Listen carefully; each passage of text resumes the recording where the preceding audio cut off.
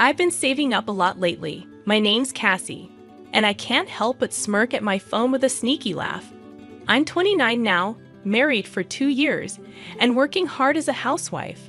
Some of my coworkers think my smirk is weird, but I can't stop because I'm so close to saving enough money to build my dream home. The balance in my bank account is almost there. My husband Max and I don't have kids yet, but we've always planned to have some once we have our own home.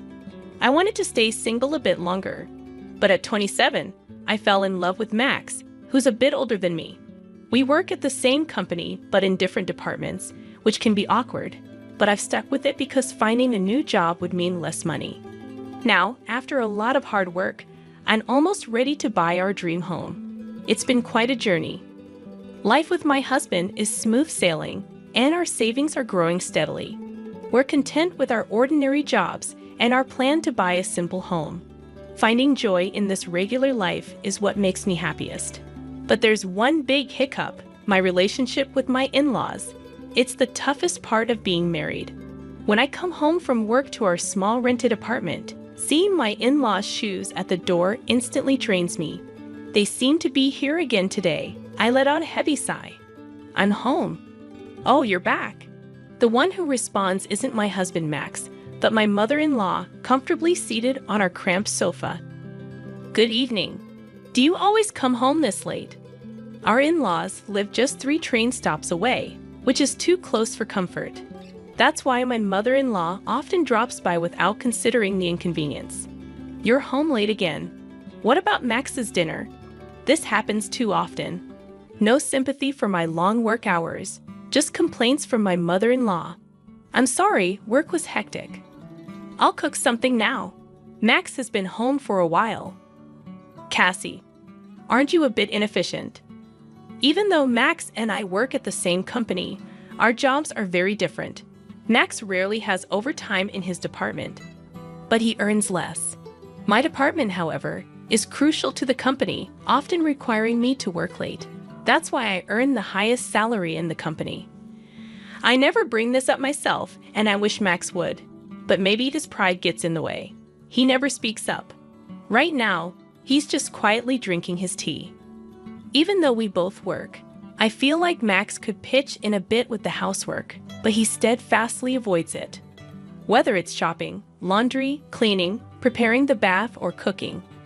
When he gets home from work, he's either glued to the TV or absorbed in his phone. Oblivious to all this, my mother-in-law, as usual, came over to criticize me today. It's okay. I already had dinner with Max. Oh, you've eaten? We had some amazing sushi. I decided to treat Max to something nice for a change. I see. I was taken aback when I heard the name of the sushi restaurant. Isn't that an upscale place? Though surprised, since my mother-in-law footed the bill, I decided to let it slide and started heading to the kitchen to make my own dinner. But my mother-in-law stopped me. Cassie, I hate to ask, but could you do me a favor? I'm a bit short on cash this month. Could you lend me some? Just as I suspected, my mother-in-law often asks for money like this. I wanted to say, hold on a second. That doesn't seem right. You went to a fancy sushi restaurant, didn't you? And last month, you said you were struggling and begged for money. I reluctantly gave you $300, even though we're also tight on cash. And the month before that, and the one before that. Aren't you being a bit careless? But I held back and managed a strained smile. I'm sorry, we're all having a tough time this month. Can't you do anything for your struggling parents? You're the cold one, not me. Who's really cold here? Your son, who neglects his duties at home, leaves his wife alone, and goes out to eat sushi. Seems pretty cold to me. Finally, my husband Max chimed in. Cassie's mom is in a tough spot. Can't you lend her a hand? Oh, so we're really struggling this month, huh? Well, Mom, I'll help you out. Max sighed and pulled $500 from his wallet, handing it to his mother. Max is such a kind and wonderful son, unlike Cassie. I was stunned as my mother-in-law shot me a glare and headed for the door. I thought she was leaving, but then she turned back and glared at me again. Max, if you ever want to divorce your money-hungry wife, You're always welcome to come back home. I'll keep that in mind. With a slam, my mother-in-law left. What was that all about? I turned to Max, who was already lounging on the sofa with his phone. I confronted him. Why did you give her $500? If we have that much extra cash, why not put it towards our household expenses? I had my reasons for asking. While Max pays the rent for this apartment, that's the extent of his contributions. I cover all the bills like utilities, phone, groceries, and other expenses because Max refuses to chip in. What do you mean? I pay the rent, don't I? You expect more than just that. You're so greedy. That's Max's usual way of avoiding financial responsibility. I'm taking care of everything else, including the phone bill you're holding. It's understandable you earn more, but I only make a bit more than your salary. We're barely making ends meet with our expenses and savings. Oh, you have enough to save? Then you should be fine. Suddenly, he reached out his hand when I mentioned savings. What's this for? I gave my mom $500, and now I'm broke. Can you lend me some cash? What? Seriously? This is unbelievable. Despite keeping almost all of his salary except for rent, Max always claims he's short on money every month. He used to justify it by saying, "A man needs to socialize and entertain," and I reluctantly went along. But not today. Why should I foot the bill for you and your mom's sushi? Why am I responsible for that? It's a way to honor parents. What about me? Neither Max nor my mother-in-law ever show appreciation. It feels like I'm just a paycheck to them. And what was that about considering divorce? Exactly what it sounds like. If you keep being so tight-fisted, I might have to consider it. With that, Max locked himself in the bedroom. He even went as far as locking the bedroom door. In our tiny apartment, there aren't many places to go. With the bedroom inaccessible, my only option was to sleep on the sofa. These days, amid all the stress, the only solace I find is in checking my bank account balance. After enduring yet another round of sarcasm and financial demands from my mother-in-law, I'd opened my phone before starting my overtime shift at work. Logging into my savings account, which I've had since I was single, I thought everything was on track for our dream home. That is, until I saw something that made me freeze. "What's going on?" I exclaimed, abruptly apologizing to my boss before rushing home. "Max, are you here?" "Oh, what's going on? You're home early today." Max looked surprised. Before him lay an assortment of what looked like expensive sushi, and he wasn't alone. "Welcome home, Cassie. We're just visiting."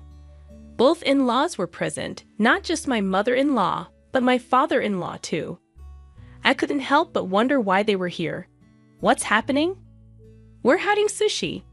"Want some, Cassie?" "Sushi? Where did this come from?"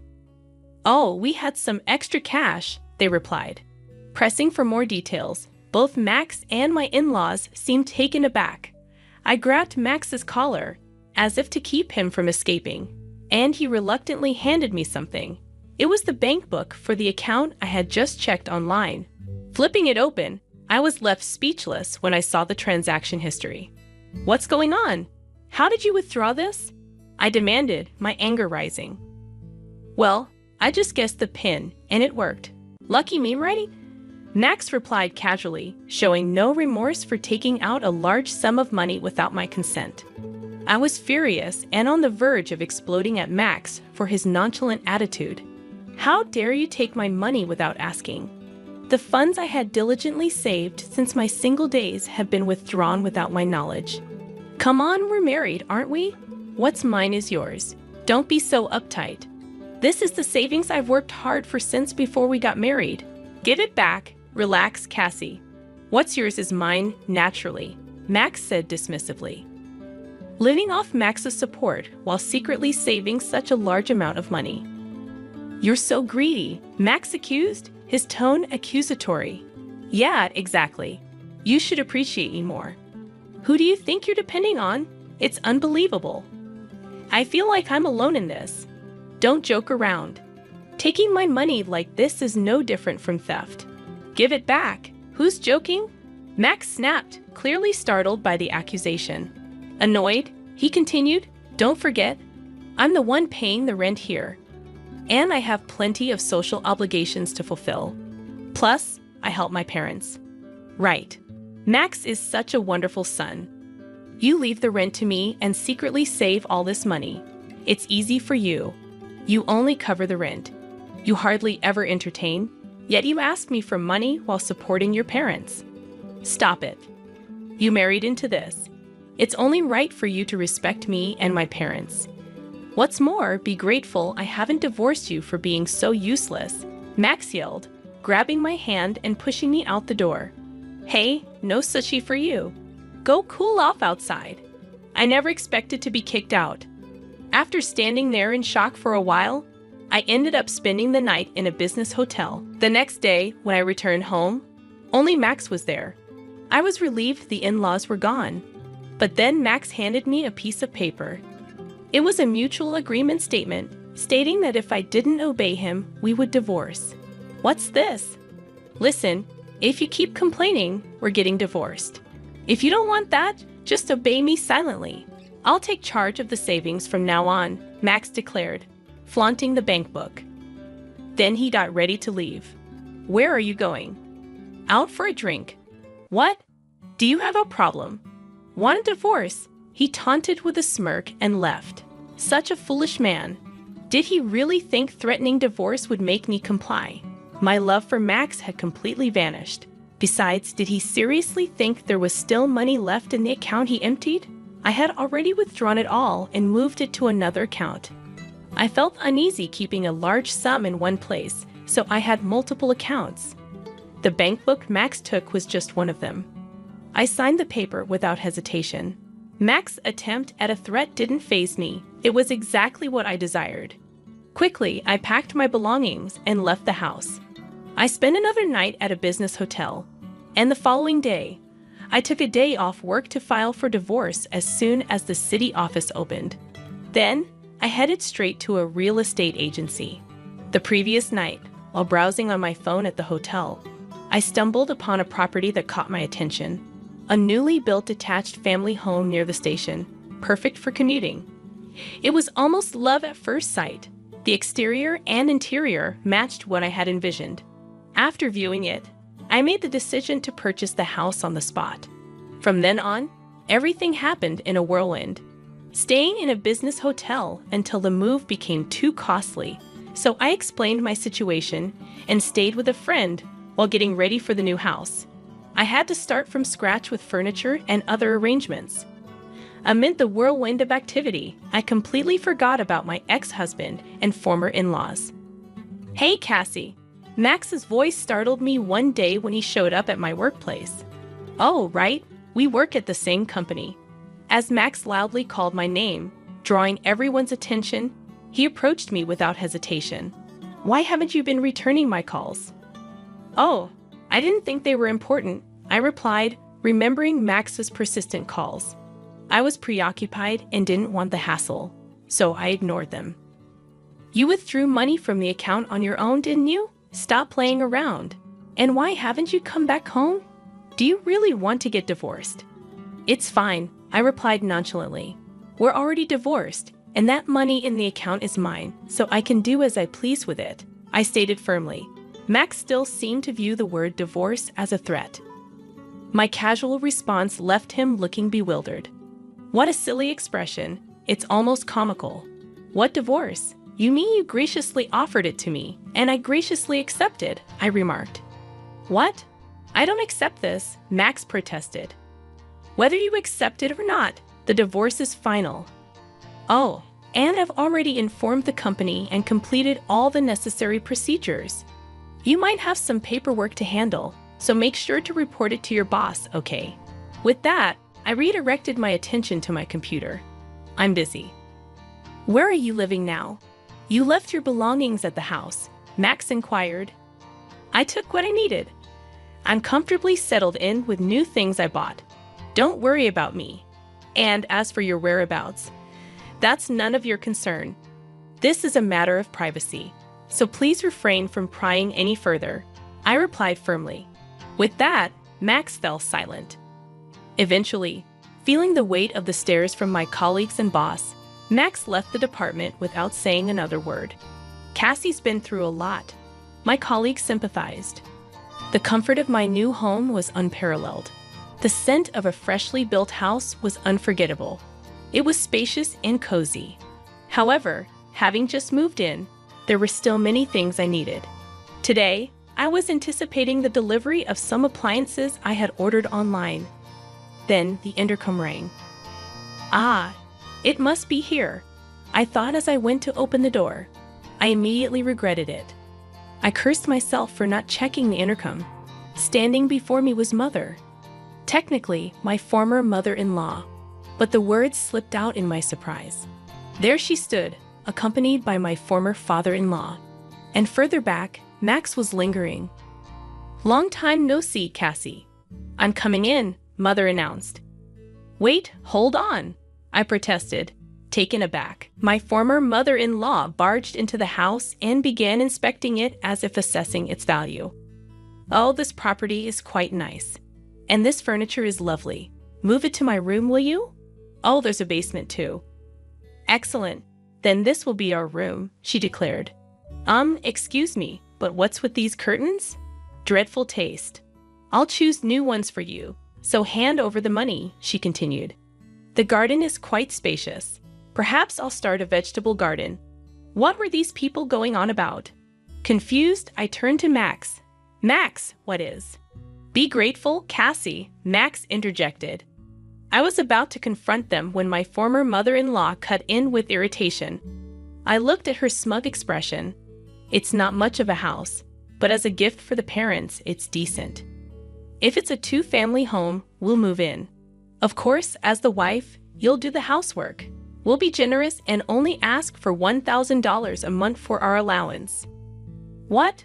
What on earth is she saying? Are they from another planet? I couldn't comprehend and just tilted my head. "As the wife, I'm single now, you know," I added, surprising both my former mother-in-law and myself. "Max, you didn't tell them?" I questioned. "I don't accept it," Max shouted. But it didn't matter whether he accepted it or not. The divorce was final. We were complete strangers now. Upon hearing my declaration, my former mother-in-law's face paled. "What do you mean you're abandoning us?" "Your parents. My parents live in the countryside. I was planning to invite them over soon," she protested. "Don't joke around. This house is ours," she insisted.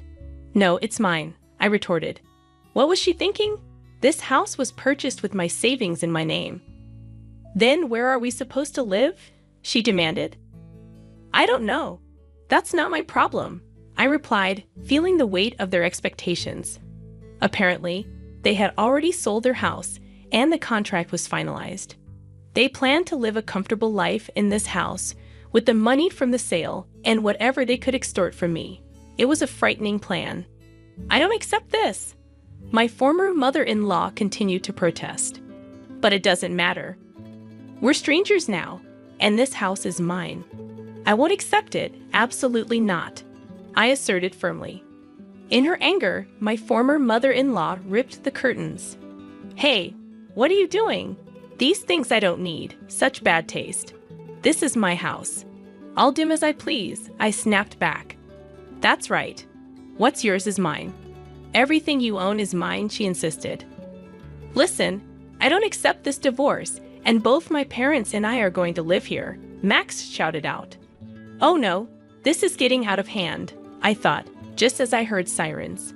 I had secretly called the police when Max and my former mother-in-law barged into the house. Finally, the police arrived. "What are you doing?" "We haven't done anything wrong," they protested. "That's right. If anyone should be taken, it's this woman," my former mother-in-law added. After a scene, they weren't arrested but were escorted away by the police. It had been a tumultuous day. After being released, Max continued to come by, insisting on reconciliation and getting picked up by the police each time. He even followed me to work. So after consulting with my boss, George, he received the stern warning. Misusing his wife's savings and assaulting her new home became the talk of the office, leading to an uncomfortable working environment for Max. His resignation seemed to affect him mentally, and he struggled to find new employment. My former in-laws, having sold their house, moved into the cheap apartment where Max and I had lived. It was an old, poorly maintained place, so it wouldn't have fetched much money. With the money from the sale, it seems like the three of them will be able to live modestly. Finally free from all the drama, I'm relishing the comfort of my own home. Although I offered to have my parents from the countryside move in with me, they're not quite ready to make the move yet. So, for the time being, I'm enjoying the solitude of living alone. Perhaps I'll consider remarrying if the right person comes along, but for now, I'm content. One of the first things on my agenda is to get a dog, something I couldn't do while living in the apartment.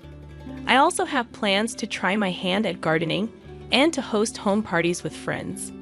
As I gaze out the window at the blue sky, I think about all the things I couldn't do before and how I want to embrace and enjoy life from now on. The entire inheritance goes to the funeral organizer. Thanks for the big money, Trevor. Stephen and his wife were acting ridiculously in front of the coffin, giving thumbs up and taking pictures, causing a ruckus. They were convinced they'd get the inheritance and kept saying things like, "Today is a great day." But I wonder if they'd still be happy once they found out what the inheritance really was. I can't wait to see their reactions when they learn the truth. My name is Kristen, and I'm 46 years old. During the long holiday, I indulged in lots of delicious food and gained a bit of weight.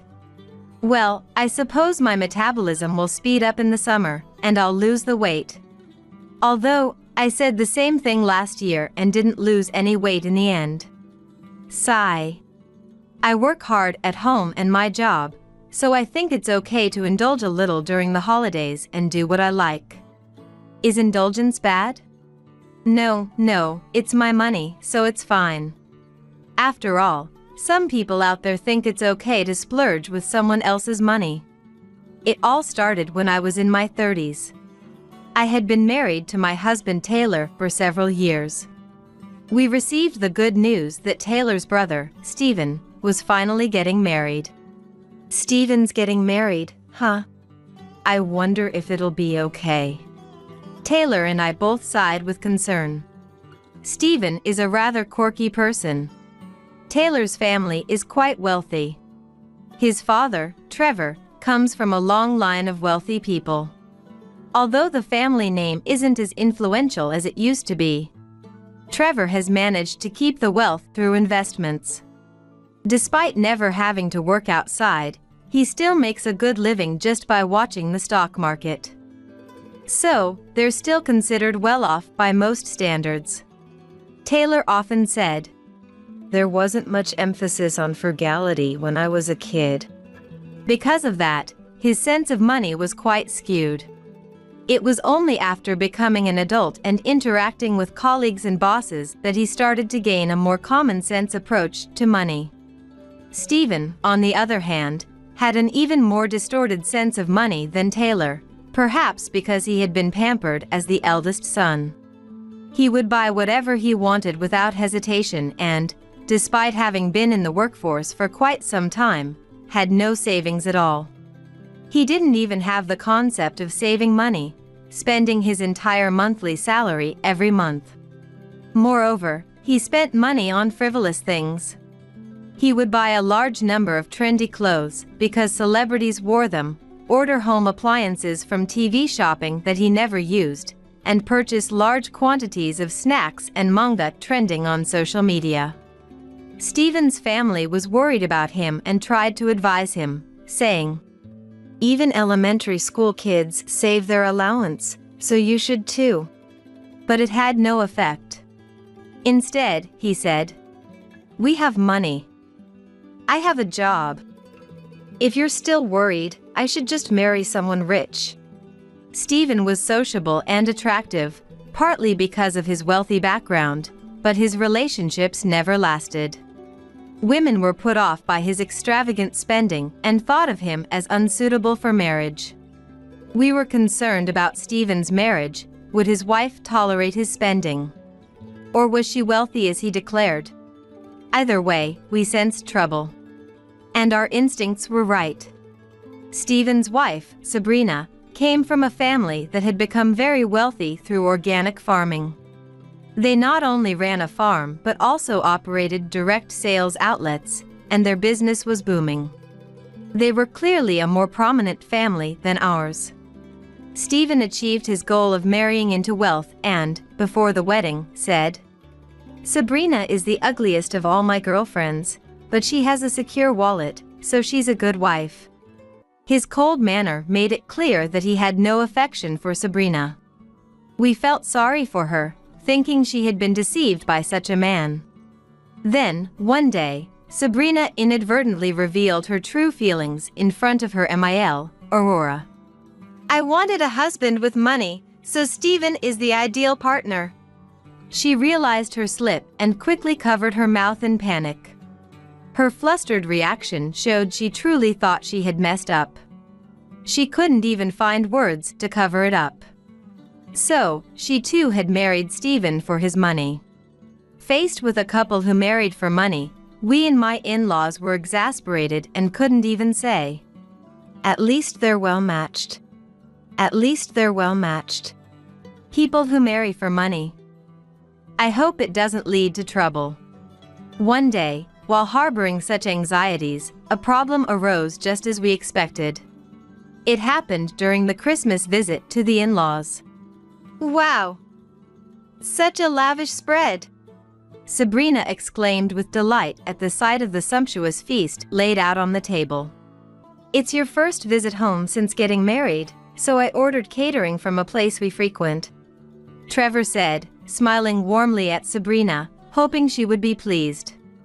Even I, who had visited many times before, was astonished by the extravagance of the dinner that evening. It was probably some kind of haute cuisine. There were elegant fish tranches, carpaccio adorned with caviar and truffles, and various other dishes that looked quite expensive.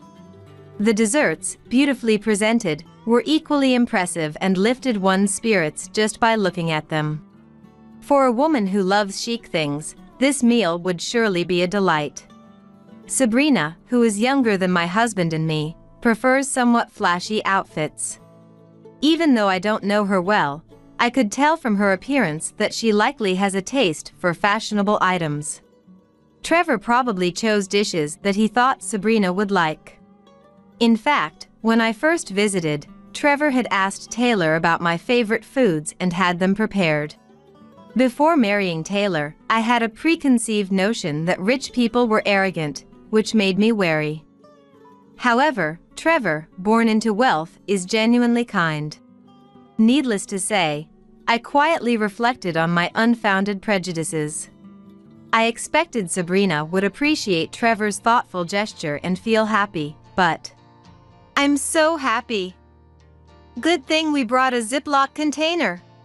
With that, Sabrina and Stephen pulled out a container from their bags and began packing the food. Everyone was dumbfounded by their shameless and brazen behavior. However, the couple seemed oblivious to our reactions. "Let's take extra of this. I love salmon."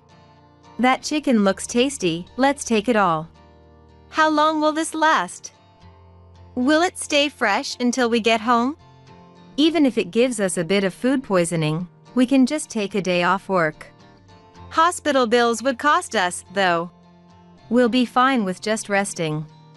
Chatting cheerfully, Stephen and Sabrina filled their container, and before we knew it, more than half of the food on the table had been taken. Satisfied with their filled containers, they then began to eat the food. We, who had been speechless at their outrageous behavior, couldn't help but exclaim, "Wait, what are you doing? What makes you think you can just take the food?" Aurora scolded sternly. Trevor, too, was angry. "I prepared this for everyone to enjoy together. What do you think you're doing?" "What? You prepared this for us, right? So, it's fine if we take it home, isn't it?" Sabrina said with a surprised look. Seeing her acting as if she was in the right, my in-laws and my husband and I were utterly disheartened. This person is even more problematic than we thought. Meanwhile, this will save us on grocery expenses. I'll buy a game with the money we save. Stephen added. If you're going to act like that, then leave. Aurora shouted angrily. It was the only reasonable response. However, Sabrina, now with a dissatisfied expression, retorted. What's this about? No one told us we couldn't take the food home. She then added condescendingly. I could understand if you had prepared something more expensive and then got mad about us taking it, but… Her face turned red with anger. Get out. As long as I'm alive, I will never let you into this house again. With that, Aurora forcibly pushed the couple out to the front door. Stephen and Sabrina resisted, complaining all the while, but Aurora was resolute, no matter what they said. We couldn't help but worry about her, saying, Pooh, please calm down, your blood pressure might rise. But we didn't care about Stephen and Sabrina at all. In fact, we were thinking, just as Aurora said, get out. We didn't want to spend Christmas with such people. Stephen and Sabrina, realizing no one was on their side, seemed dissatisfied, but they left the house casually, thinking, well, at least we got the food. The storm had finally passed. Even in this situation, the fact that they managed to hold on to their container was astonishing, making us sigh in disbelief. After that, my husband and I stayed at the in-laws' house, but it goes without saying that the Christmas atmosphere was awkward. We hadn't done anything wrong, though. It was a few months later when it happened. While I was doing housework at home, the intercom rang, and when I looked at the monitor, there stood Sabrina. Sabrina, what brings you here? I was in the neighborhood, so I thought I'd drop by. It's cold outside, can I come in? She was Stephen's wife, after all. I had no choice but to let her in. Even though I wanted to say, you're a bother. I let her in, making no effort to hide my displeasure. You wonder if she didn't notice my expression? She's the kind of person who doesn't care about such things, making it all the more frustrating. As expected, Sabrina didn't even glance at my expression and entered the house as if she owned it. See, this is the kind of person she is. I thought, feeling utterly exasperated. So, what brings you here? I noticed that my tone had become a bit sharp, but I didn't bother to soften it. In response to my question, recently, I've been having money troubles. The economy is bad, and prices are higher than before, you know? She began speaking abruptly. I wondered what she was getting at, but replied, yeah, I guess that's true. She continued the conversation with a so anyway, but still didn't explain why she had come to our house, which made me feel uneasy. One thing I did notice was that all her conversations seemed to revolve around money.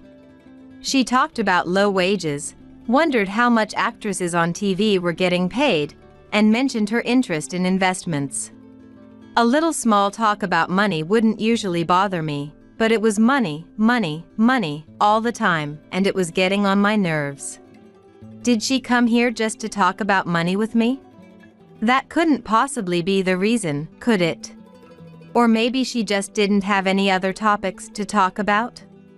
I wasn't very fond of Sabrina, and spending nearly 2 hours alone with her was exhausting. Hoping she'd leave soon. So, what do you need? I asked again. Oh, I came to borrow some toilet paper. She then smiled and answered. Excuse me? I couldn't believe my ears and looked at her in surprise. The local drugstore ran out of toilet paper, and we're out of stock at home, so we're in a bit of a bind. I think other stores should have some. The ones in this neighborhood are definitely stocked. Oh, but I'd hate to go to the store and find out they're sold out again. Please just lend me some. I suspected that Sabrina's claim about the toilet paper being sold out was a blatant lie.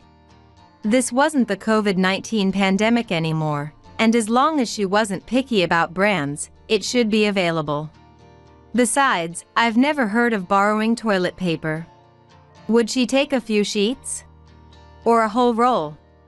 Moreover, did Sabrina, with her lack of common sense, even intend to return what she borrowed?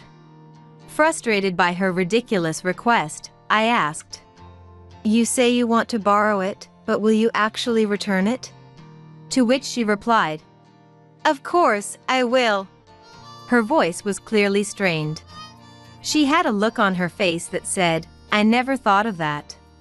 It was obvious she had no intention of returning it. Not that I hadn't already figured that out. So essentially, Sabrina was asking me to give her toilet paper. How audacious of her. I was exasperated and sighed deeply. "You can definitely buy some at the local supermarket, so please purchase it yourself." "What? How can you say that when my family is in trouble? It's just a little bit, can't you lend it to me?" "Stingy." I wanted to retort who was really the stingy one, but I held back. "If I lend it to you, we'll be the ones in trouble. Please leave." "Oh. You're so rigid. Then lend me some sauce." Saying this, Sabrina walked briskly to the kitchen and casually stuffed a bottle of sauce into her bag. Hey! What are you doing? It's your fault for not even lending me toilet paper. What's wrong with taking a little sauce?" Sabrina, arguing from the absurd stance that it was only natural I should lend her something. It was just insane. I repeatedly asked her to stop, but Sabrina, unsurprisingly, ignored my pleas, and in the end, she helped herself to some sauce, oil, salt, and other items from the kitchen, packing them into her bag. I was reluctantly forced to lend them to her.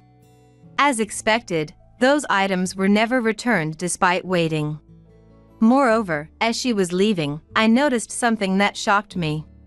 There was a suitcase by the entrance that I hadn't noticed earlier in my surprise at her sudden visit. This can't be real, I thought, astonished. How much did she plan to borrow, or rather, take?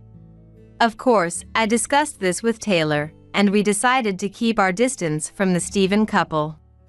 A few years later, Trevor fell ill and was given less than a year to live. He would be living in the hospital from now on. This sparked a new problem visiting him. Trevor needed fresh clothes brought to him 2 or 3 times a week, but Aurora had bad legs and didn't have a driver's license. Moreover, the hospital where Trevor was admitted was in a large hospital in the next city.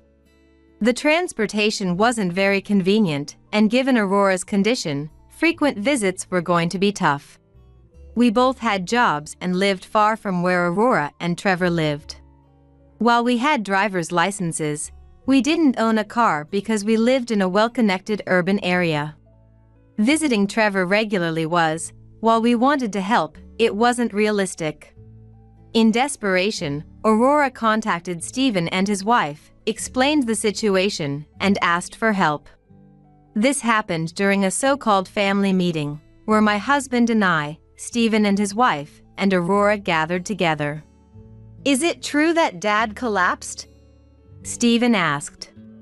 "It's true," Aurora answered with a gloomy face. Seeing Stephen and Sabrina's serious expressions made it seem like that Christmas commotion never happened. Well, that incident was due to their stingy nature. But if their real father collapses, even Stephen and Sabrina would get serious, or so I thought.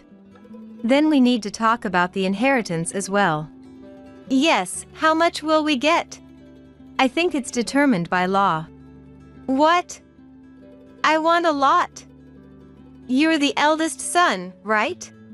"Yeah, I'm the eldest son, so I should get a lot." "Right, Mom?" Stephen and Sabrina, with serious expressions, were not worried about Trevor, but were casually talking about wanting a lot of inheritance. We were dumbfounded. Is this really the time to talk about that? Stephen? We gathered here today to discuss the hospital visits. I started to say. Oh, you and your wife can handle that. What? We don't need to visit. We've seen Dad's face many times since we were kids. Seeing him next in a coffin is enough, Stephen said, laughing loudly. He seemed to think he made a clever joke. What nonsense! While we were feeling utterly hopeless at Stephen's words, Sabrina said something shocking. There's no reason for us to come here other than to discuss the inheritance. By the way, Aurora, who didn't need to apologize at all, had called Stephen and Sabrina after the Christmas commotion to apologize, saying, "I said too much back then." She did that just to hope that everyone would look after Trevor together. In truth, Aurora wanted to visit Trevor herself, but she couldn't. Getting old is frustrating, as Aurora herself lamented. Of course, if it was just about delivering clothes, the hospital had rental options. But Aurora didn't choose that because she didn't want Trevor to be left alone without any family to talk to during his hospital stay. She wanted everyone to show their faces to Trevor, especially now, in his final days. Stephen and Sabrina's words completely trampled on that hope, or rather, they didn't even realize it. My wife and I felt a growing anger. He's your real father. How can you say such a thing? Taylor shouted. But Stephen just smiled frivolously. Well, everyone goes to heaven eventually. Money stays in your hands, though. Sabrina even said, I'm not even related by blood, so as long as we get money, it's all good.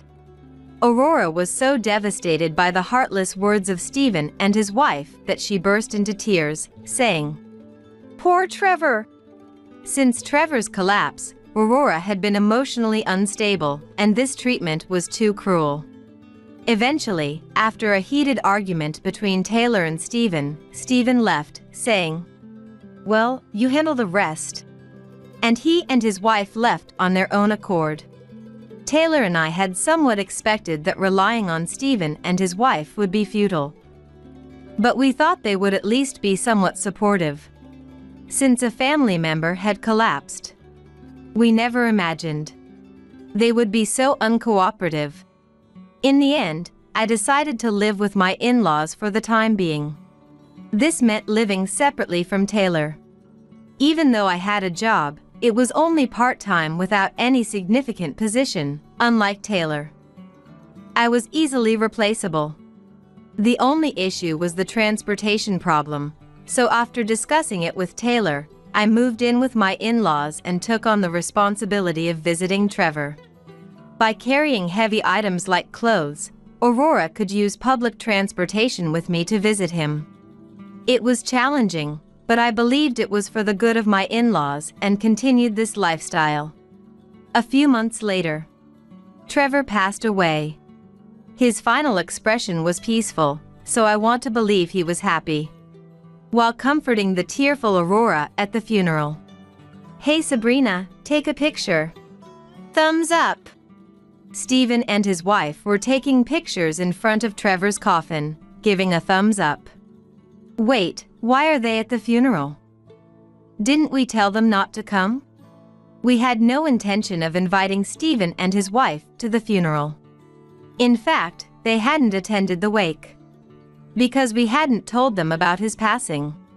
However, a relative of Taylor's had informed them, and for some reason, they decided to attend the funeral. Seeing Stephen and his wife being so jubilant, What are you doing? I confronted them. Today is a happy day. Stephen responded. What? Dad died, which means a big money opportunity. Stephen gave a thumbs up. Sabrina laughed lightly, saying, Good things happen if you try hard enough. What exactly did you work hard at? My fists clenched in anger, my body shaking with rage. A happy occasion? I can't believe you. How can you say such a thing? Well, Kristen, I should be asking you the same thing. Even if he's your FIL, he's just some guy, right? You're getting an inheritance too, so let's celebrate together. Well, most of it will be mine, though. That's right, let's celebrate. But the inheritance goes entirely to the funeral organizer. Thank you for the fortune, Trevor. Stephen and Sabrina high-fived, celebrating. Their outrageous behavior left not just us, but all the relatives in shock. Besides, the funeral organizer is Aurora. There's no way we would entrust it to you. Don't make decisions on your own. And, inheritance, they seem clueless. Listen, you've been going on about the inheritance, but it's not just 0. It's negative. What? Stephen and Sabrina were stunned by my words. Well, what do you mean? Sabrina asked eagerly. Trevor gave pre-mortem gifts to Aurora and me. What? Realizing Stephen wasn't showing up at the hospital, Trevor inquired about our current situation in detail. Reluctantly, we explained everything. If that's the case, I'll give pre-mortem gifts to Kristen and Aurora for taking care of me even while living separately. We never asked for money. This decision was entirely Trevor's goodwill. However, Trevor, upon hearing our discussion, said angrily to Stephen and his wife, "How dare you treat people like an ATM?" It seemed he was inclined not to give them any inheritance because of this. Well, I understand that, but then at most it should be 0, right? Why is it negative? Sabrina's question made Taylor and me exchange glances. Taylor spoke quietly. Dad seemed to have co-signed a loan for an old colleague. What? Stephen and Sabrina were stunned. Aurora, looking distant, added, "He was a good-hearted man." So, what's the status of that loan now? Sabrina asked, trembling slightly. It looks like the borrower skipped town. We got a notice yesterday to pay the remaining debt. What? How are we supposed to handle that? Sabrina demanded. Since it's part of Dad's estate, you two will have to pay it off, Taylor said calmly. Why us? You're an heir too. Stephen shouted. That's right. Sabrina echoed. Their panic made us, including Aurora, burst into laughter. Annoyed, Stephen snapped. What's so funny? Taylor and Aurora renounced their inheritance after the pre-mortem gifts, I explained. What? Stephen and Sabrina gaped in shock. Is that even possible? Sabrina asked. It is. The two processes are separate, so receiving one doesn't prevent the other. There are tax implications, but unlike you, we're not overly concerned about money. Paying taxes is a small price compared to inheriting debt. I smirked as I spoke, and Sabrina turned red with anger, yelling. Who's overly concerned about money? Are you saying you knew Trevor was a co-signer? If not, Stephen didn't receive any pre-mortem gifts, so he renounced an inheritance of 0. You must have known. It's unfair. You're quite shallow. We had no idea. Trevor just advised us to renounce the inheritance after the gifts. It happened a long time ago, and maybe Trevor forgot about it in his sickbed, or perhaps he had a bad feeling. Is that even possible? Maybe our good deeds brought us some divine assistance, I said with a smile. However, Stephen and Sabrina's expressions remained grim. Sabrina's face grew more and more stern. I thought being the eldest son meant there'd be an inheritance. I've been tricked. I never should have married you, she shouted. Hey, there's no need to go that far. I'm still your husband, Stephen retorted. Yeah, right. You only married me for my family's money. Sabrina shot back. Well, the same goes for you. And you never let me enjoy any of that money because you're so stingy. This marriage is my biggest regret. Stephen countered. What did you say? You're the one who spends too much just because you think you have money. What will we do if we run out? You should be saving more. Sabrina yelled. That's exactly why I say you're obsessed with money. You have plenty, but you always make us live like misers. You've turned me into someone who's just as money-obsessed as you are. Stephen retorted. I'm just teaching you to be responsible with money. Sabrina insisted. This couple, they seem so similar yet can't agree on anything. It would be entertaining if it weren't taking place at Trevor's funeral. I wished they would stop arguing so loudly. I'm sorry to interrupt your lively discussion, I said. But as I mentioned, you are responsible for paying off the negative inheritance. Stephen and Sabrina protested, arguing why they should have to bear this burden. Wait, I can just renounce the inheritance too! Stephen exclaimed, looking triumphant as if he had just had a brilliant idea. Sabrina quickly agreed. The inheritance is 0, but that's better than a negative one. Stephen laughed. Stephen, didn't you sell some of Trevor's belongings before coming here? I asked. What? How did you know that? Stephen's eyes widened in surprise. I happened to overhear you on the phone with a friend earlier. You sold Trevor's watch at your friend's store for $20,000, right? Yeah, I stopped by the old house and found some valuable stuff. So I've already made some money. 0 inheritance is fine by me, but maybe there's still more valuable stuff among the belongings. I should go look, Stephen said, grinning. Well, that's fine. Those items are part of your inheritance now, I replied.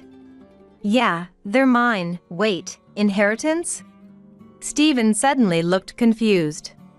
By selling those items, you've effectively accepted the inheritance, which is called tacit acceptance. This means you can't renounce the inheritance anymore. I explained. What? Stephen's mouth was half open, making him look completely foolish. Next to him, Sabrina wore the same expression, and I secretly thought they were a perfect match. Immediately, Sabrina snapped. I told you not to rush things. She started blaming Stephen, trying to save herself. Stephen stood there in a daze, staring up at the sky. Taylor and I couldn't help but laugh at their misfortune. When I glanced over, Aurora was also watching with a satisfied look on her face. So were our relatives. No wonder. Stephen and Sabrina had barged in without considering the situation, causing a commotion with their constant picture-taking. Everyone in the venue was on our side. Well then, how about you just leave? Taylor and I called the staff, who then forced Stephen and Sabrina out of the venue. Even as they were being dragged away, they continued to hurl insults at each other. After that, Stephen and Sabrina tried to avoid taking on any debt and considered hiring a lawyer. But bad luck seemed to follow them. Their house, of all things, caught fire from a nearby blaze and was partially burned down. While the roof was still intact and it wasn't entirely uninhabitable, the smoke smell made it far from a peaceful living environment. Rebuilding the house would cost money. Hiring a lawyer would also require funds. Expenses just kept piling up. So, Sabrina thought of asking her family for financial help. However, her parents were in the midst of discussing a mature divorce. Apparently, her dad's domineering ways had pushed her mom over the edge. Her mom had decided she wanted to live a free life and opted for divorce. As a result, Sabrina's plea for help was met with, "You're a grown adult. Don't rely on parents who are about to split up. With no one left to turn to, Stephen and Sabrina had no choice but to take on Trevor's debt and inherit the only family home that hadn't been part of the earlier inheritance. Why didn't Aurora inherit the family home during the lifetime gift? The family home had begun to sink at that time, causing the house to gradually tilt. Of course, while Aurora was alive, it wasn't uninhabitable. However, the tilted house affected her inner ear, causing dizziness and other health issues frequently. Aurora injured her leg due to falling from dizziness. When I received the lifetime gift from Trevor, he asked me to live with Aurora after he passed away. Therefore, after the funeral, she has been living with my husband and me. In short, not only the debt but also the family home was a negative inheritance. Sabrina often yells at Stephen, saying, "I wouldn't have to pay off the debt if I hadn't married you."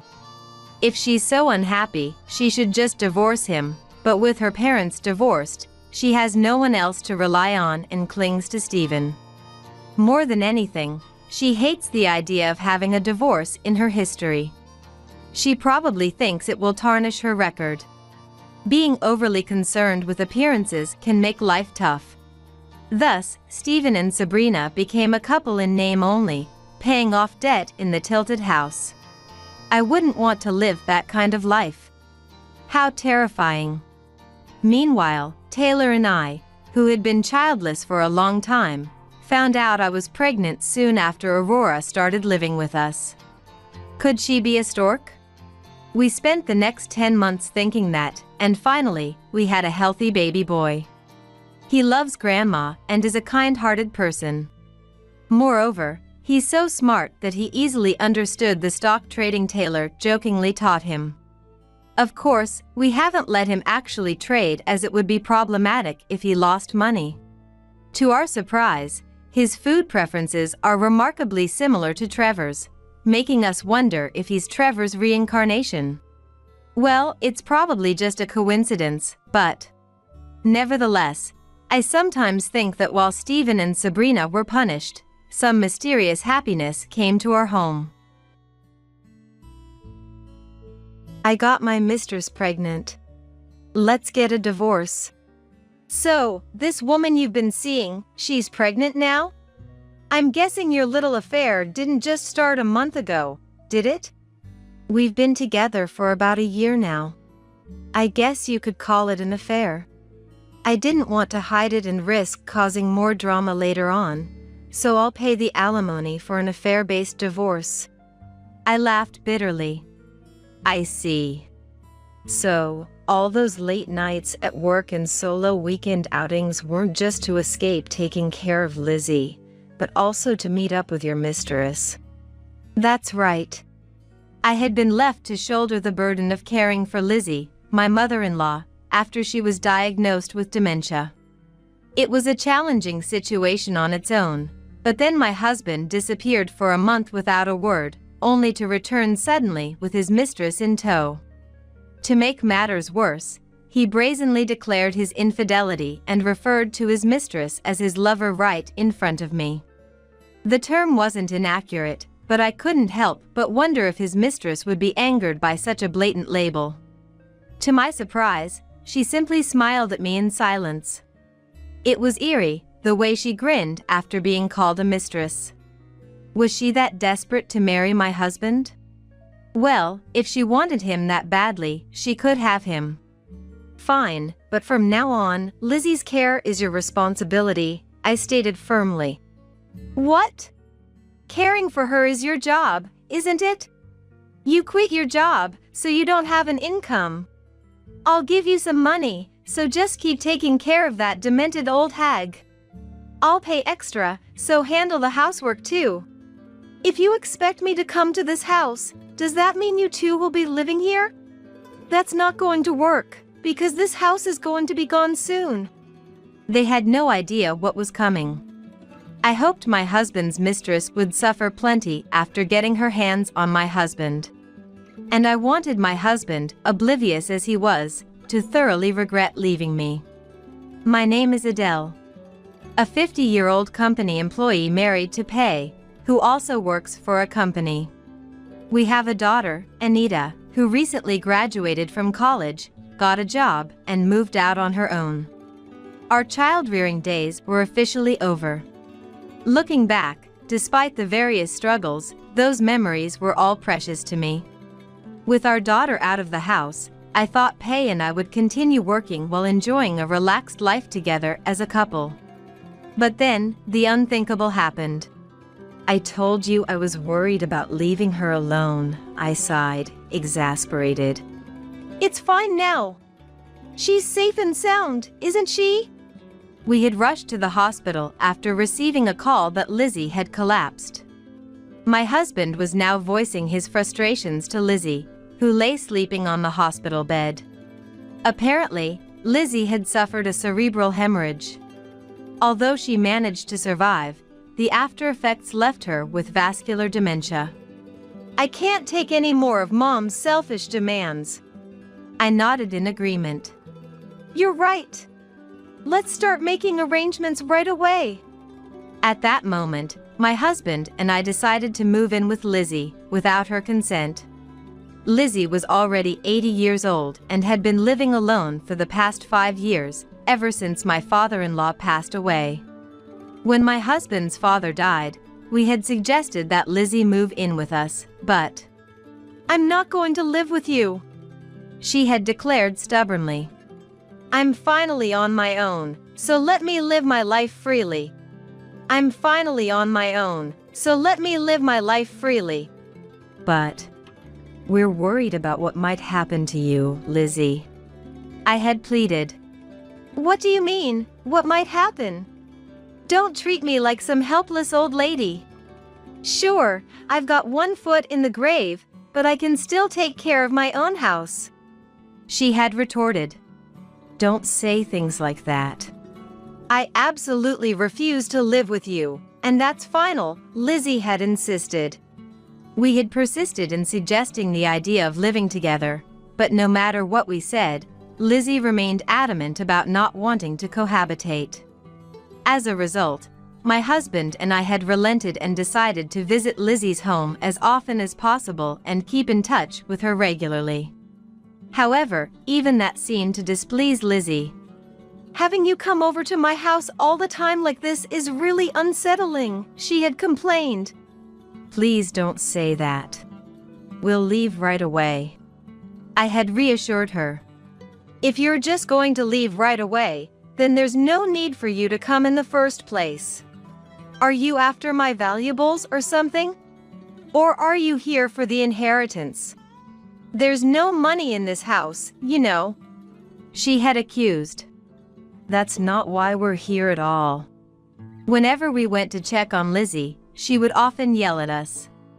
The Lizzie of the past had been so kind, helping out a great deal when our daughter was young, calling to check if we were having any troubles with child rearing or our marriage. But after her husband passed away, she had changed a little. Now that Lizzie had collapsed, we could no longer indulge her selfish whims. In Lizzie's hospital room, as she slept, my husband and I exchanged glances, confirming in each other's expressions that our resolve was firm. We decided to force the issue of living together, no matter how much venom Lizzie might spew at us later. I'm sorry. This is going to be a bigger burden on you.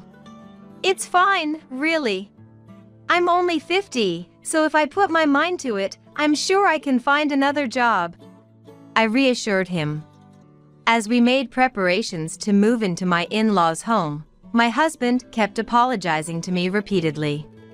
From now on, I would be quitting my job to devote myself to supporting Lizzie, who had developed dementia. This was my way of repaying Lizzie for taking care of me in the past. It was also an apology for not having forced the issue of living together sooner, before things had come to this. You came. Thank you. I'm sorry for causing you trouble, Lizzie said, her voice weak. Not at all. We're the ones who will be imposing on you, I replied, trying to sound cheerful. I had expected Lizzie to spew venom at me once we started living together, but to my surprise, she welcomed me warmly. The atmosphere was reminiscent of the kind Lizzie from the past. At this rate, I thought we could manage living together without any issues. However, problems began to surface in unexpected ways. Lizzie was more energetic than we had imagined. She could walk on her own, so she didn't need much assistance around the house, and her speech was clear. The content of her conversations, though, was a bit problematic. The flower field over there was so beautiful. Let's go there together next time, Adele. Sounds good. Let's go together with pay, Lizzie suggested, sipping her tea as she recounted a day trip she claimed to have taken yesterday. It seemed she had enjoyed it so much that she wanted to take me along. However, the day trip Lizzie was referring to had taken place not yesterday, but 20 years ago. She had mistaken it for a recent trip and was sharing her travel memories with me. I continued to listen to Lizzie's stories with a smile, without correcting or drawing attention to her confusion. It appeared that Lizzie's dementia had made it difficult for her to distinguish between past and present memories. As a result, she would occasionally talk about events from decades ago as if they had happened recently. If that were the only issue, I thought it wouldn't be a major problem since I could simply listen to her stories.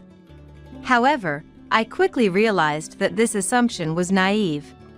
Having you come over to my house all the time like this is really unsettling. Can't you leave soon? Lizzie grumbled. Lizzie, we're already living together, I reminded her gently. I'm not going to live with you. Don't say such nonsense, she retorted, stomping off to her room. In situations like this, pressing the issue would only escalate Lizzie's anger, so I had no choice but to wait until she calmed down. Worried that Lizzie might do something dangerous, I would occasionally check on her room while going about my household chores. Lizzie acted on her thoughts. Whether they stemmed from past memories or ideas that popped into her head at the moment, so caution was necessary. Where are the forks? Lizzie asked, rummaging through the drawers. Forks? Why are you looking for forks? Are you going to eat something? Of course I'm looking for them because I'm going to eat, Lizzie snapped. But didn't we just have dinner? It's for the cake roll after the meal, right? I'll bring it out now, I interjected, hoping to defuse the situation. Wow, you understood that so well. I have no idea what Mom is trying to say anymore. She mentioned she was looking forward to it this afternoon, so it was easy to figure out this time. But there are times when even I don't understand, I admitted. Still, that's impressive. The other day, I couldn't understand what Mom wanted, and she threw a fit. It was quite troubling. I brought out 3 slices of cake roll, and we enjoyed the after-dinner dessert as a family. However, my husband quickly finished his portion and retreated to his room. After dessert, I listened to Lizzie's cheerful chatter as usual. Previously, my husband would join me in listening to Lizzie's stories, but now he was trying to keep his distance from her. At first, my husband had been proactive about caring for Lizzie, but it seemed more challenging than he had anticipated, and he gradually left everything related to Lizzie up to me. To distance himself from Lizzie, he started coming home late from work and going out alone on his days off. I had quit my job to support Lizzie.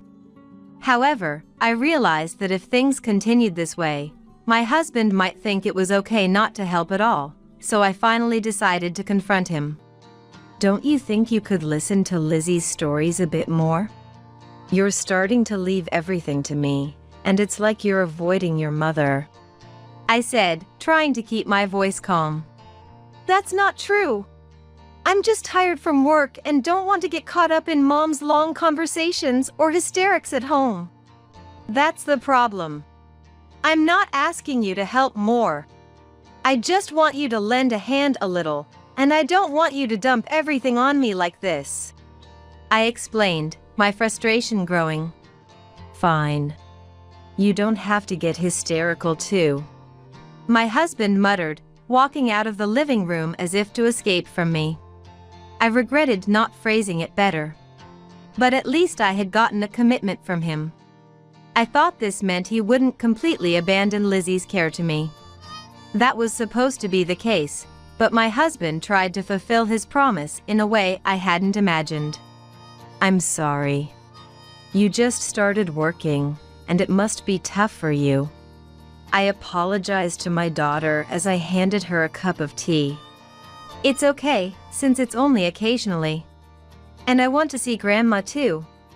Anita reassured me, taking the tea to Lizzie and starting to listen to her stories in my place. While they chatted, I went out shopping. Anita started coming home and helping out in various ways, which was a great relief for me. However, this wasn't something I had asked for. Oh, Anita. You're here. You're always such a big help. What were you thinking, going out alone again? If you're here, then I'm not needed, right? That's not the issue, Anita exclaimed. When my husband, who had been off working out playing since the morning, returned home, our daughter scolded him as soon as she saw his face. Watching my daughter scold my husband, I couldn't help but sigh. The reason Anita started coming home was that my husband had asked her to help out a bit because caring for Lizzie was challenging. I had only wanted my husband to help a little, but he had delegated that small amount of assistance to our daughter. Our kind-hearted daughter had agreed to come, but when it came down to it, my husband wasn't helping at all. It was only natural for Anita to be angry. However, no matter how much Anita scolded him, my husband's attitude didn't improve. If anything, it seemed to worsen the situation, as he thought everything was fine now that Anita was helping, and he completely avoided anything related to Lizzie. While I was grateful for Anita's assistance, it was only occasional. In the end, I found myself caring for Lizzie almost entirely on my own. You hid my clothes, didn't you? Lizzie accused me, her eyes blazing with anger. I didn't do anything like that. You probably forgot where you put them. Shall we look for them together? I offered, trying to keep my voice calm and soothing. Don't give me that innocent act. What a horrible person you are. Do you enjoy bullying an old woman that much? You wicked daughter-in-law. Lizzie spat, her words dripping with venom. About a year had passed since I started taking care of Lizzie by myself. If you looked at it day by day, the stress of caring for Lizzie wasn't that significant. However, when it continued for a year, the stress gradually accumulated. Moreover, caregiving wasn't the only source of my stress. Hey, keep it down. Don't make me raise my voice. If anything, the main cause of my stress was him. My husband still didn't lift a finger to help and had completely dumped everything related to Lizzie on me. I had tried to keep him informed about important matters, but... You know how Lizzie called the real estate agent on her own and tried to sign some contract? I began, hoping to discuss the issue with him. You told them she has dementia, so they invalidated it, right? Yes, but to prevent the same thing from happening again. I persisted, trying to convey the gravity of the situation. I'll pass on that kind of troublesome talk. Taking care of Mom is your job. My husband cut me off, fiddling with his phone as he walked out of the living room. I had reached a point where he wouldn't even listen to me. This had been going on for a year, and I was understandably feeling quite down. I was still managing for now, but at this rate, my mental health might eventually deteriorate. One day, as I was worrying about this, an incident occurred that severely drained my emotional reserves. I'm telling you, it wasn't me. Stop making false accusations. It was you, wasn't it? I saw you do it.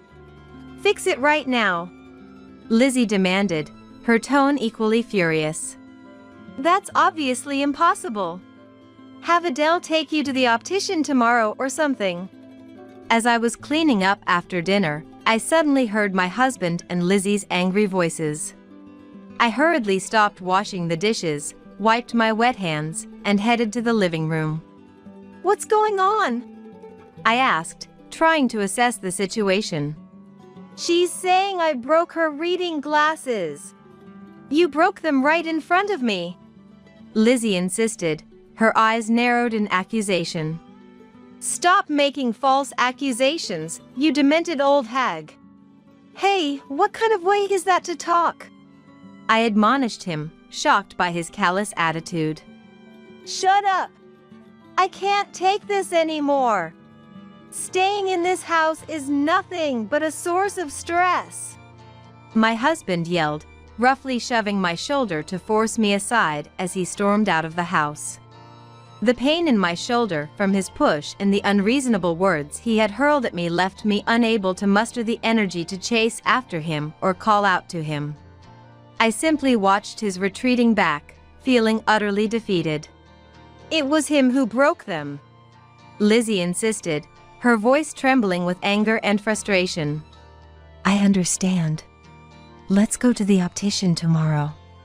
For tonight, please bear with it without your reading glasses, I said, trying to placate her. I'm always causing you trouble. Thank you, Lizzie said, her tone softening. What are you saying? This is only natural. I reassured her, my heart aching at her vulnerability. As I cleaned up the broken reading glasses from the table, I listened to Lizzie's story. Lizzie sometimes got angry out of nowhere or said things that didn't make much sense, but she also had moments when she reverted to the kind Lizzie I knew. I believed that it was this kind Lizzie's presence that kept me sane. That day, my husband, who had left the house, didn't return.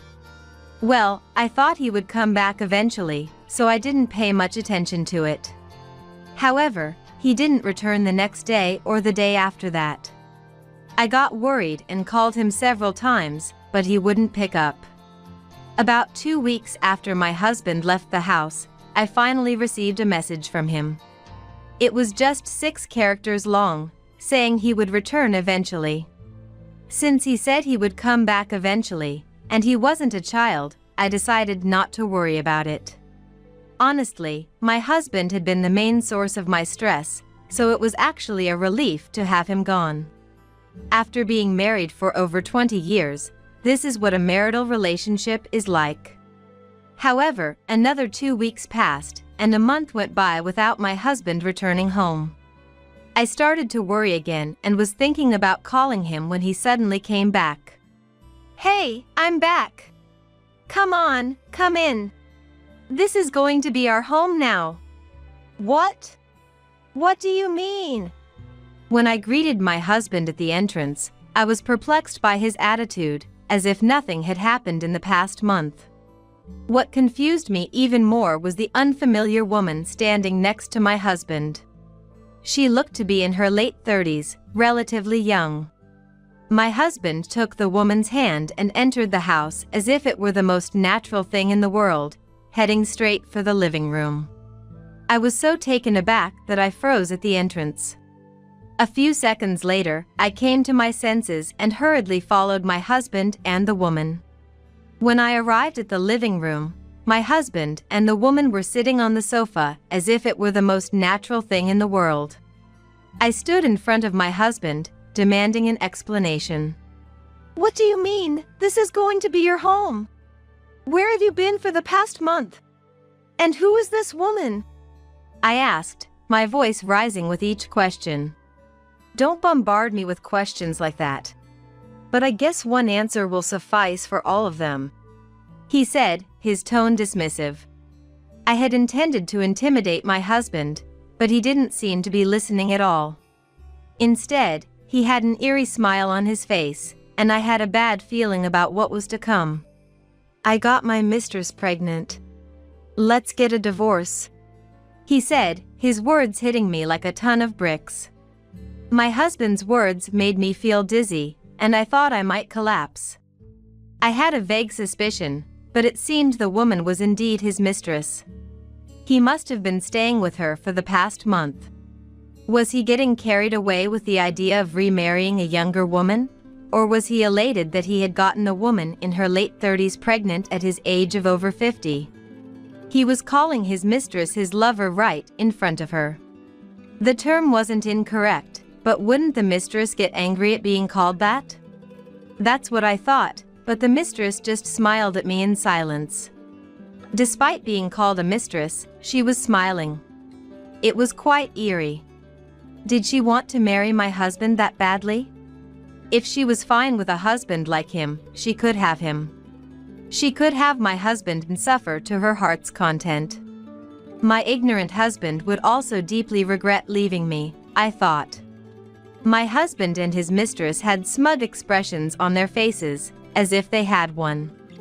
They probably intended to kick me out of this house and live here together with their future child. If they wanted a divorce, that was fine, but before that, there were several things I needed to confirm with my husband. That woman is pregnant, right? Then your relationship couldn't have started just this past month, could it? I asked, my voice steady. We've been together for about a year now. This would be considered an affair, right? I don't want to hide it and risk causing trouble later, so I'll pay the alimony for an affair. He said, his tone almost boastful. I see.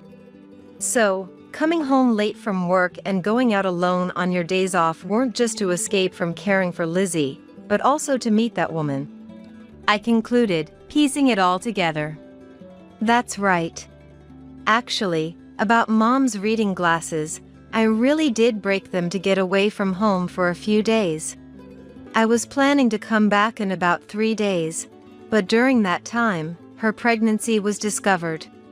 So, after discussing what to do, we decided to have you leave. He explained, as if it were the most reasonable thing in the world. Fine, then please take care of Lizzie's caregiving from now on. I said, my voice dripping with sarcasm. My husband's incredibly childish words and actions made me lose any desire to have a discussion, so I decided to leave the scene quickly. However, I was made painfully aware that my husband's immaturity exceeded my imagination. Huh? Caregiving is your job, isn't it? You quit your job. You don't have an income, right?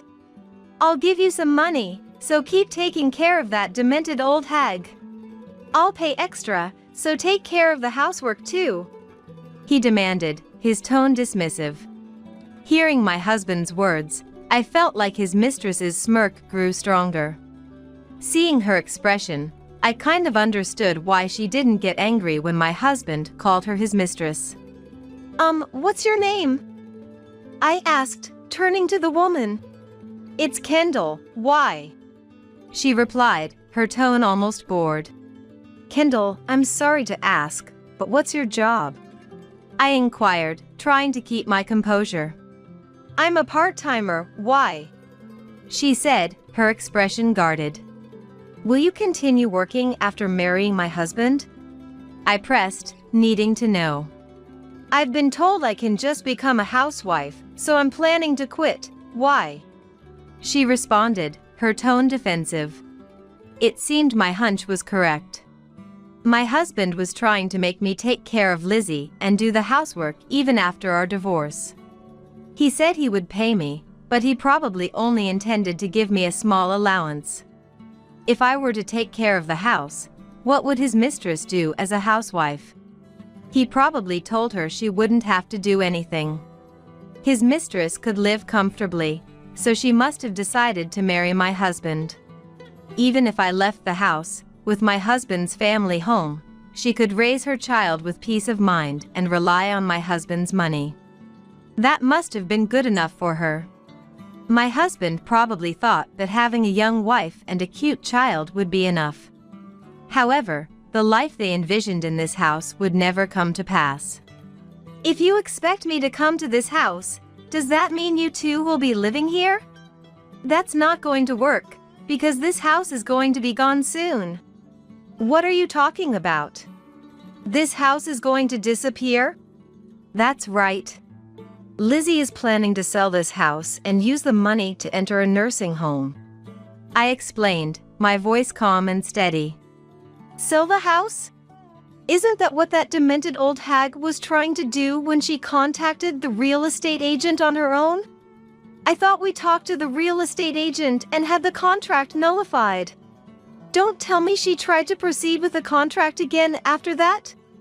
But I can't imagine that someone with dementia could properly handle contract discussions. Last time, the real estate agent contacted us to confirm she was trying to proceed with the contract on her own, so we found out. This time, I handled the procedures on her behalf. I stated matter-of-factly. The house should be in Lizzie's name. There's no way you could easily sell the house on her behalf. If you're going to lie, at least make it more believable. It's not a lie.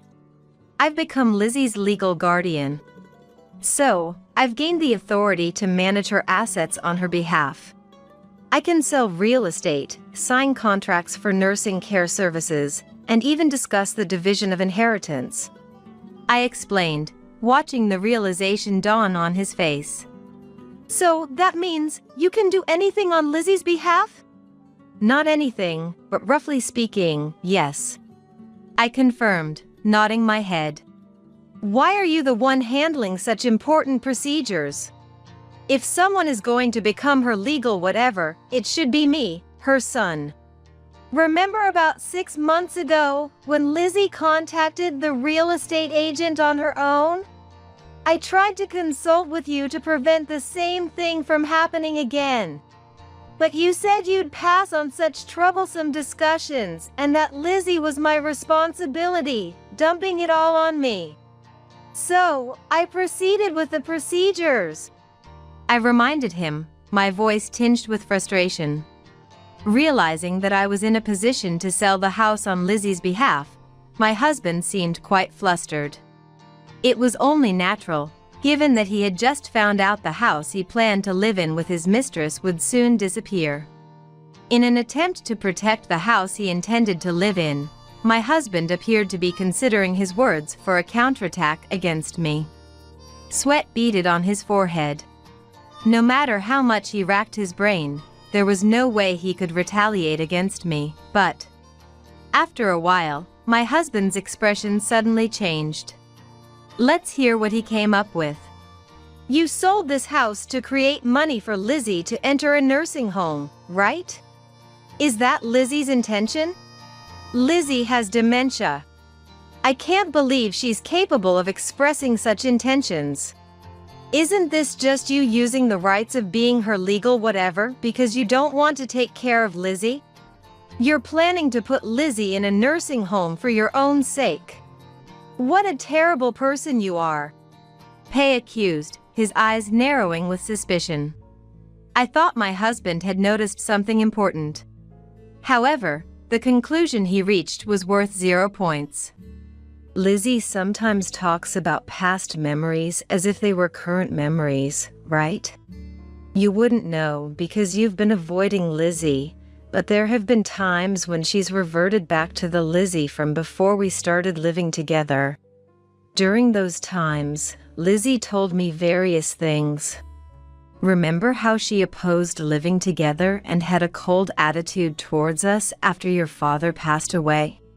It seems she didn't want to interfere with our married life. So, she had originally planned to sell the house and enter a nursing home, but she tried to endure until the very end because the house was filled with memories of your father. Then, she collapsed from a cerebral hemorrhage.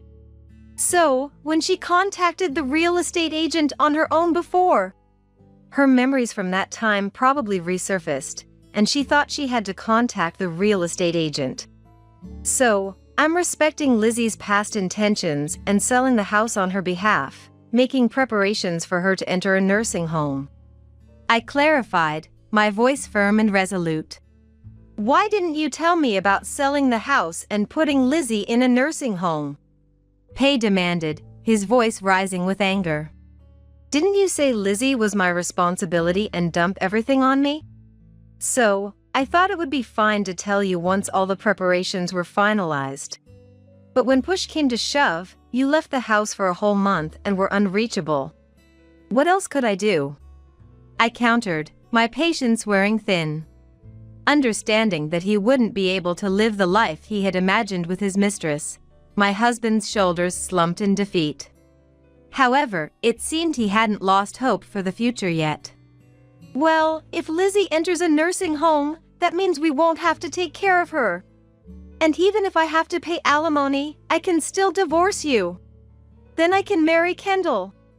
I was shocked about the house disappearing, but it doesn't seem like that big of a deal for me. Unfortunately, I was about to extinguish that hope as well. I think you two will have a tough time ahead with money and other things, but do your best. I said, my voice dripping with sarcasm. What? Money and stuff? Isn't the money for Lizzie to enter the nursing home coming from selling this house? Actually, this house is old, so we have to demolish it and sell just the land. The demolition costs are surprisingly high. Well, after subtracting the demolition costs from the money we get from selling the land, it'll be around $80,000. So, that $80,000 will go to Lizzie, right? Geez, don't scare me like that. That's a lot of money coming in, isn't it? Well, about the nursing home Lizzie is planning to enter, we ended up choosing a pretty nice place. Just the initial move-in fee is around $30,000. I revealed, bracing myself for his reaction. Even so, there's still $50,000 left, right? The monthly fee for the nursing home is $3,000. Said, watching his face fall. $3,000? With that, $50,000 will be gone in just a little over a year. We'll need money for things other than paying the nursing home, so it might be gone in less than a year. But don't worry. There are various programs available, so Kendall, I'll leave the rest to you. What? Me? I don't know what to do if you tell me that all of a sudden. Hey, you know what to do, right? Do it for me. Kendall pleaded, her eyes wide with fear. I don't know anything either. I've been dumping everything about Mom on Adele until now. More importantly, why did you choose such an expensive nursing home? If Lizzie enters a nursing home, I can work again, right? So, I was planning to find a new job and pay the fees myself after using up Lizzie's money. I've already found a job and will start working next month. Since my career break was only about a year, I found one quickly. But I don't need to save money for Lizzie anymore, right? I said, my voice calm and collected. No, we're having a child, and we'll have to rent a house since this one is disappearing, and there's alimony for you. $3,000 a month is impossible. Please. Can't you reconsider selling the house and the nursing home? No. Selling the house and the nursing home were already decided. By the way, the only way to cancel the legal guardianship midway is if the person's judgment ability recovers. I stated firmly, leaving no room for argument. So, even if we get divorced, you'll be managing Lizzie's assets, right? That's right. I'll protect the money from selling the house, so don't get any funny ideas. I warned, my tone stern. Realizing that the happy life he had envisioned with his mistress would not come to pass, my husband slumped in defeat once again. Seeing his reaction, his mistress also began to panic. Wait, what does this mean? You said there's a house, and even though Lizzie has dementia, she'll croak in a few years because of her age, so we wouldn't have to take care of her that much, right? But now the house is being sold and will disappear, and Lizzie will use that money? And from what you're saying now, it seems like we'll have to deal with the high nursing home fees. This is completely different from what I heard, but you can afford to live like that, right? Kendall demanded, her voice shrill with anger. I'm sorry. The situation has changed. If possible, could you work? Don't mess with me. Build a replacement house right now. Kendall yelled, grabbing my husband by the shoulders and shaking him violently. My husband's head bobbed back and forth limply, and I worried it might fall off at any moment. Even though we were planning to demolish the house, we would still be living here for a while, so it would be troublesome if my husband's head fell off. "You can't live here anymore, so please leave," I said firmly, ushering my husband and his mistress out of the house as they continued to argue. "Is someone here?" Lizzie asked, entering the living room after hearing Kendall's shouting. "I just sent away a persistent door-to-door salesman," I lied, pretending the events of the past few minutes had never happened. After that, my husband and I got divorced. As planned, Lizzie sold the house and entered a nursing home. Also, after hearing about the affair, my daughter said she would never see her former father again. It seems that my ex-husband and his mistress broke up after that. As a result, my ex-husband not only has to pay me alimony for the affair, but also child support for the child that will be born with his mistress. My ex-husband was cut off by me and our daughter, and he was abandoned by his mistress, leaving him alone. Although he is alone, my ex-husband has a job, so he can live comfortably with financial leeway from now on. Or so one might think. My ex-husband has to continue paying child support and Lizzie's nursing home fees. If Lizzie enters a nursing home with fees that are too high, he may not be able to pay child support. The child about to be born is not at fault. Therefore, I changed Lizzie's nursing home to one with slightly lower fees. However, I haven't forgotten that my ex-husband didn't take care of Lizzie at all when she developed dementia, and that he said things like, "Demented old hag, and I'll only have to endure her for a few years until she croaks." As a form of forced apology to Lizzie, I put my ex-husband in a nursing home with fees that would make his life barely manageable. As Lizzie's legal guardian, who can also sign contracts for nursing care services on her behalf, I won't allow him to change the nursing home on his own. If he wants to live with Lizzie, I would agree to cancel the nursing home contract. However, that's only if he can take care of Lizzie while working. That would be difficult, so I want him to continue working hard for Lizzie and his soon-to-be-born child while living alone. Even after the divorce, I sometimes visit Lizzie at the nursing home with my daughter. "Adele, Anita, you came to see me. Thank you, I'm so happy." Lizzie calls out to us in a loud voice when she spots us, hurrying towards us. Perhaps because the nursing home provides a comfortable environment, Lizzie seems to have become a little more energetic. At this rate, she will likely remain healthy for quite some time. According to the nursing home staff, Lizzie remembers me and our daughter, but when her son, my ex-husband, visits, she mistakes him for someone she's meeting for the first time. Having been forgotten even by his mother, my ex-husband has truly become alone. I also started living alone after the divorce, but my situation is different from my ex-husband's. I can still visit Lizzie and talk with her like before, and I can meet my daughter. I also have a job, so I'm not struggling financially. Although I'm living alone, my life is fulfilling. Risa, while you were away, I moved my parents' stuff into our house. What? What do you mean by that? While I was on a trip, my husband Polly had moved his parents' moving boxes into our house without asking. And on top of that, I received unbelievable treatment from Polly. "You should not come back anymore. Polly doesn't want me to come back home anymore. Even though this house is where our family has always lived, Polly wants to kick me out and live with his parents." However, I had anticipated being kicked out by Polly and easily retorted, "Okay, I'll move out on my own." I sought advice from my dad, Mike, and took a certain action. First, I sent an email to someone and made a plan. I returned to America with Mike. And then, I came back to our house. I started to execute the plan as intended. Polly, who had been naively thinking he could live with his parents, was surprised by the unexpected turn of events. Actually, the plan I had made with Mike was: my name is Risa.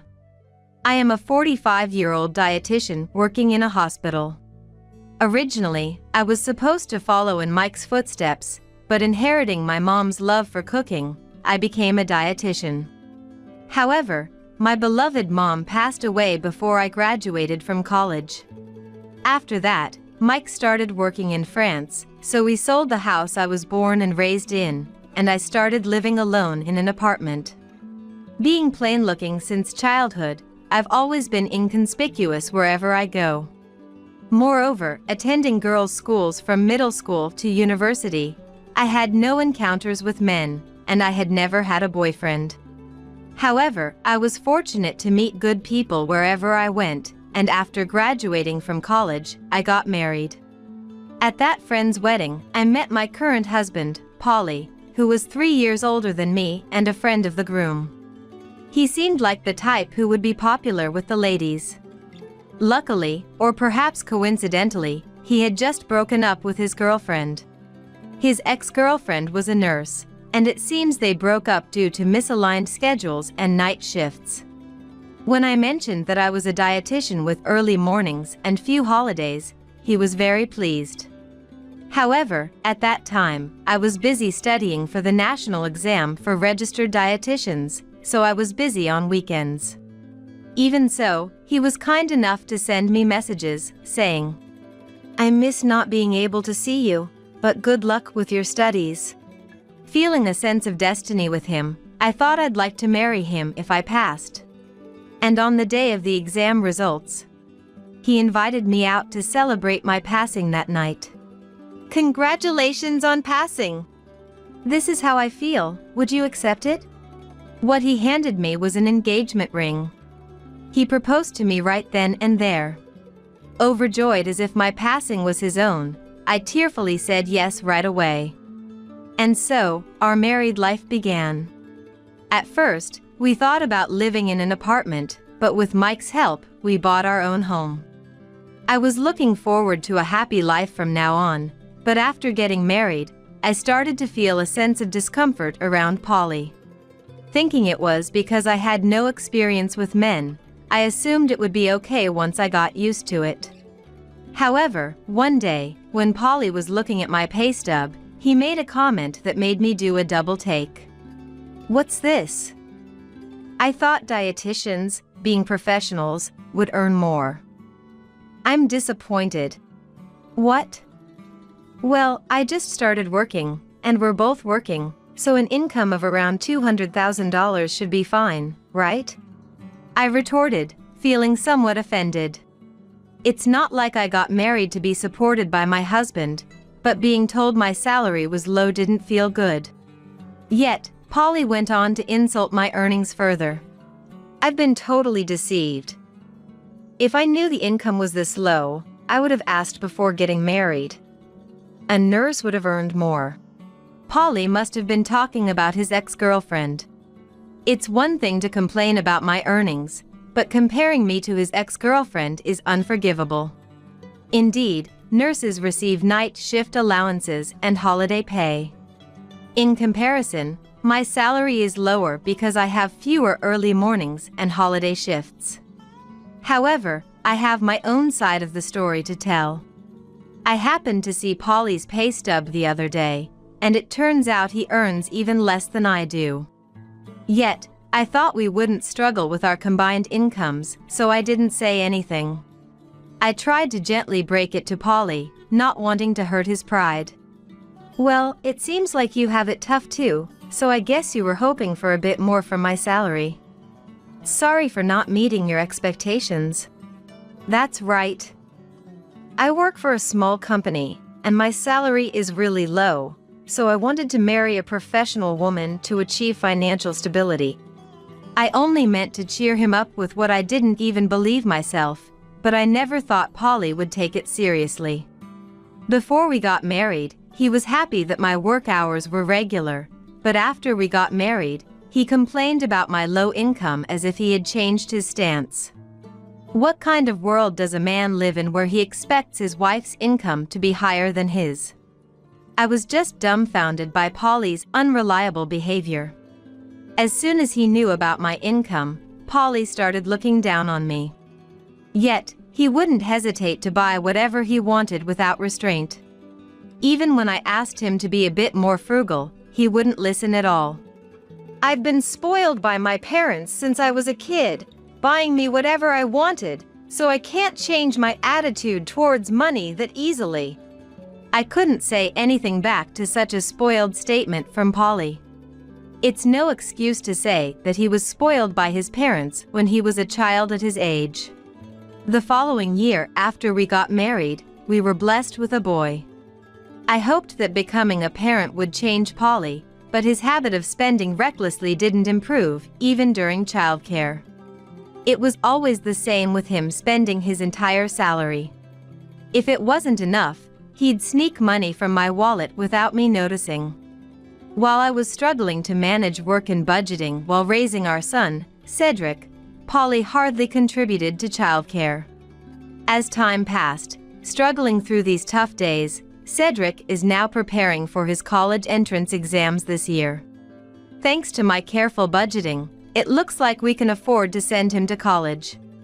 Cedric, understanding our financial situation, has been studying hard to enter a national university.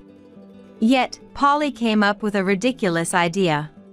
Because I bought a new car last year, the loan repayments are tough. Plus, there's Cedric's exams, right? So, I've decided to sell my parents' house and have them move in with us. Wait, what are you saying? Suddenly living together like that, it's going to be a problem. Why? Risa, you get along with my parents, right? If we live together, we'll get their pension and become wealthier. Indeed, I don't hate the idea of living with my in-laws. It's just that I didn't like Polly's way of making decisions on his own. In terms of finances, we've been managing wealth so far, so there shouldn't be a problem as long as we don't indulge in luxuries. Why do you always decide everything selfishly? Even the new car, you bought it without consulting me. That's my car, so I don't need to consult you every time. Seeing Polly's selfish behavior, this time, Cedric got furious. Dad, enough is enough. When I go to college, I might come home late from part-time jobs or clubs. If grandparents Arnold and Rothy are living with us, it's going to be awkward, right? Why don't you discuss these things properly with Mom? Cedric, coming out of his room all of a sudden and raising his voice, left Polly wide-eyed in surprise. But the next moment, Polly turned to me, lashing out as if he was taking it out on me. Cedric talking back to me, his dad, like that is because of your poor parenting. Reflect on it. Saying that, Polly locked himself in his room and didn't come out for a while. I was happy that Cedric stood up for me. However, I was worried that the current home environment would affect his exam preparations. Despite my worries, Cedric successfully passed his first-choice national university. But tired of living with Polly, Cedric decided to move out and start living on his own. He said he wants to try his best on his own without relying on his parents, even if it means working part-time. Even so, Polly continues to ignore both me and Cedric. Ever since it's been just Polly and me at home, we don't even talk though we're in the same house. It feels suffocating. During these days, feeling mentally drained, I called my dad Mike in France to seek advice. Mike, worried about me, suggested I come to France for a while. I thought I couldn't take a long break because of my job, but it seems my colleagues were worried about my pale complexion recently. After explaining the situation, I was allowed to take some time off. However, I wanted to keep my consultation with Mike a secret from Polly. So, I told him I was invited on a trip by a friend. I hoped that if I was away for a while, Polly might cool down a bit. But heading to Mike's, an entirely unexpected situation unfolded. Starting with a call from Polly while I was in France. Risa, I've moved my parents' stuff into our house while you were away. What? What do you mean? What do you mean, what? I've been saying, haven't I? That I'd live with my parents. More than that, Dad and Mom are angry with you. They said a wife who spoils their son like you is the worst. No way. I couldn't believe what Polly was saying. My in-laws shouldn't be the type to speak ill of me like that. So, I've decided we'll live with my parents and me from now on. If you were here, it'd inconvenience my parents. After all, you're the strict wife who makes their son speak ill of them. Polly must have badmouthed me to my in-laws. Maybe the part about them being angry with me was also a fabrication. Angry, I thought about shouting something back. But, to stay calm, I just said, "I'll call you back later," and hung up. Luckily, Mike was home, so I immediately shared the phone call's content with him. Mike, looking disgruntled, shook his head. Polly, really? Relying on his parents at his age. That's what I'm saying. I don't understand why I have to be the one kicked out. After a long discussion, Mike came up with a suggestion that excited me. I thought this would teach Polly a lesson. First, I contacted someone by email, then called Polly's mobile phone. Polly, talking over the phone won't cut it, so let's discuss this when I get back from my trip. I said this calmly, but Polly, with a laugh in his voice, replied, "You shouldn't come back." Just as Mike advised, Polly didn't want me to return home. Expecting this, I retorted easily, "Okay, got it. I'll just move out on my own." "Huh?" Polly sounded taken aback by my unexpected response. But thinking I was just bluffing, he laughed and replied, "Move out? Where to, when you have nowhere to go?" "Oh, to the place I'm currently at." "What are you talking about? You're on a trip with friends. Wait, you're not with a man, are you?" Now he seemed to misunderstand that I was with a lover, so I decided to reveal the truth. "Well, if it's a man, it's indeed a man. But, you know, it's Dad." Mike's place." Polly sounded relieved. But he'd be surprised by the next part of the conversation. "Dad's living in a mansion in France now, so I've decided to live here too. That's why we're going to sell the house we've been living in." "What? What do you mean?" "Well, you should know, right? That house is in Dad's name, built for us. If I'm not living there, it's to be sold." "What? But Dad and Mom are here right now. What are you going to do?" That's what I said. It's no use talking over the phone. Polly, finally grasping the situation, hung up without saying anything else. He can't possibly imagine the further tragedy waiting for him upon my return to America. A week later, I returned home with Mike, where Polly was living with my in-laws. At the entrance, my in-laws greeted us with smiles. "Mike, it's been a long time." "Yes, I can't often return to America due to work. Risa has always been under your care." While Mike and my father-in-law Arnold were exchanging greetings, Polly quietly emerged. It seemed he hadn't yet informed them about the house sale. Looking awkward, Polly just bowed his head. "Polly, the movers are coming today to pick up the stuff. Have you prepared everything?" "All your stuff is already packed." "Oh, it's not just my things that are being moved out." "Huh? Do I have to move my things out today, too?" Polly's surprised shout caught Arnold's attention. "What's going on, Polly? Why are your things being moved out?" Polly, looking guilty, hesitantly explained the situation. Arnold became furious and started yelling at Polly. You said this house was bought under your name with a loan so we could live together.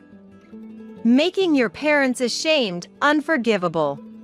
Arnold's thunderous voice left Polly speechless. Then, the moving truck arrived.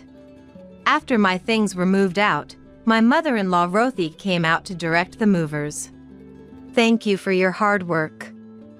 Our stuff is prepared here, please take it. Rothy had neatly prepared all the household items, including Polly's. Seeing this, Polly was dumbfounded. Mom? What's happening?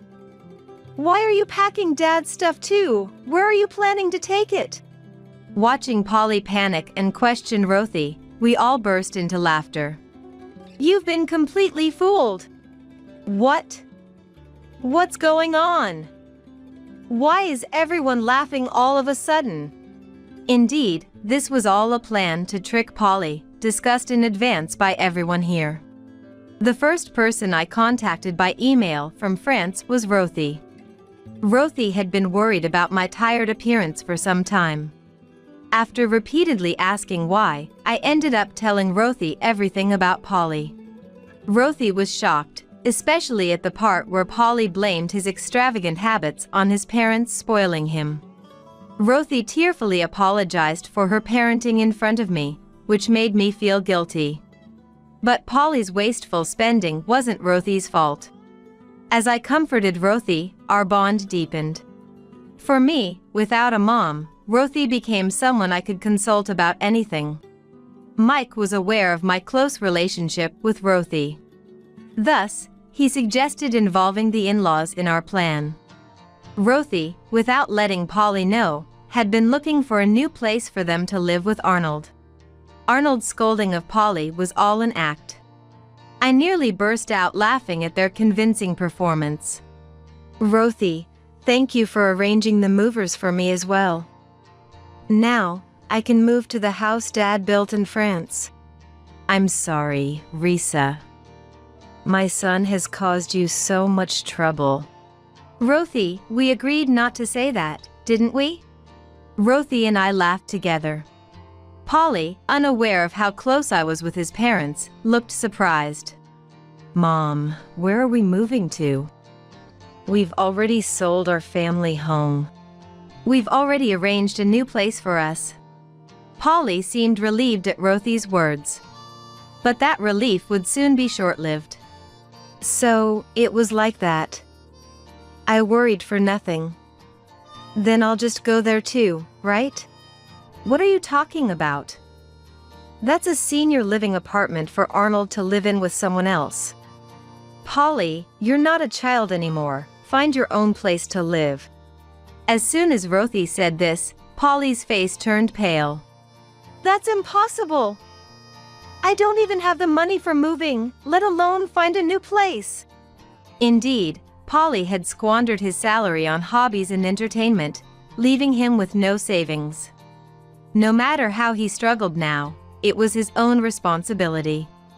Desperate, Polly looked at me with pleading eyes. I could guess what he was about to say. By the way, Mike built quite a big house in France, right? I had no idea you were such a well-off lady.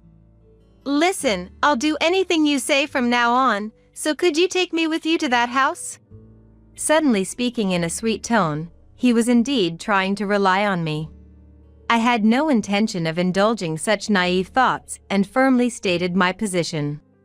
I've been fooled by your kind words on occasion, but I can't forgive you anymore.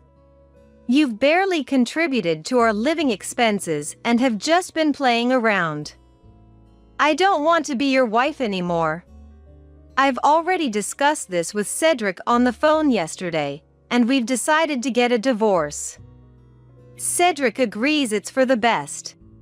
I vented the feelings I had been holding back, feeling a sense of relief. My in-laws seemed to agree, nodding deeply. What am I supposed to do now? Polly cried, tears in his eyes, but my decision was firm. I presented him with the divorce papers and demanded his signature. Yet, Polly stubbornly refused to sign. Seeing this, Arnold showed his anger again. Polly, enough is enough. After all the trouble you've caused Risa, now you're thinking of relying on her parents' home. I'm ashamed to call you my son. That's right. I admit, I've spoiled you too much. But Polly, you're an adult now. Stop being so selfish and start living on your own. Convinced by his parents' earnest persuasion, Polly shed tears. What? Even Dad and Mom? Do I have no allies here?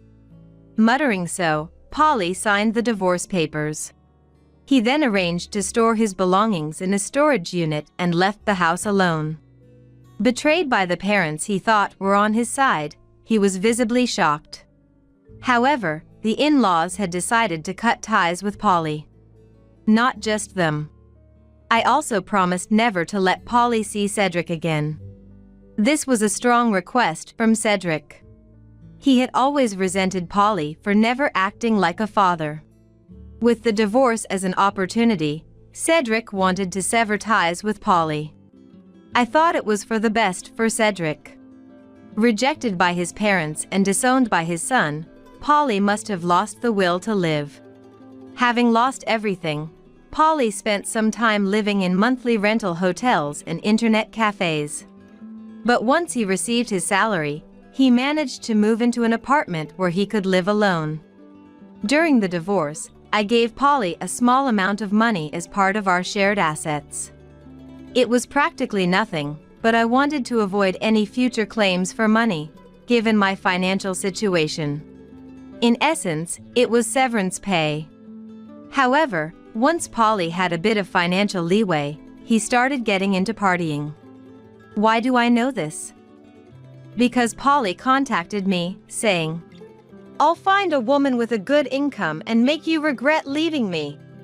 Initially, after becoming alone, Polly would contact me just to express his loneliness.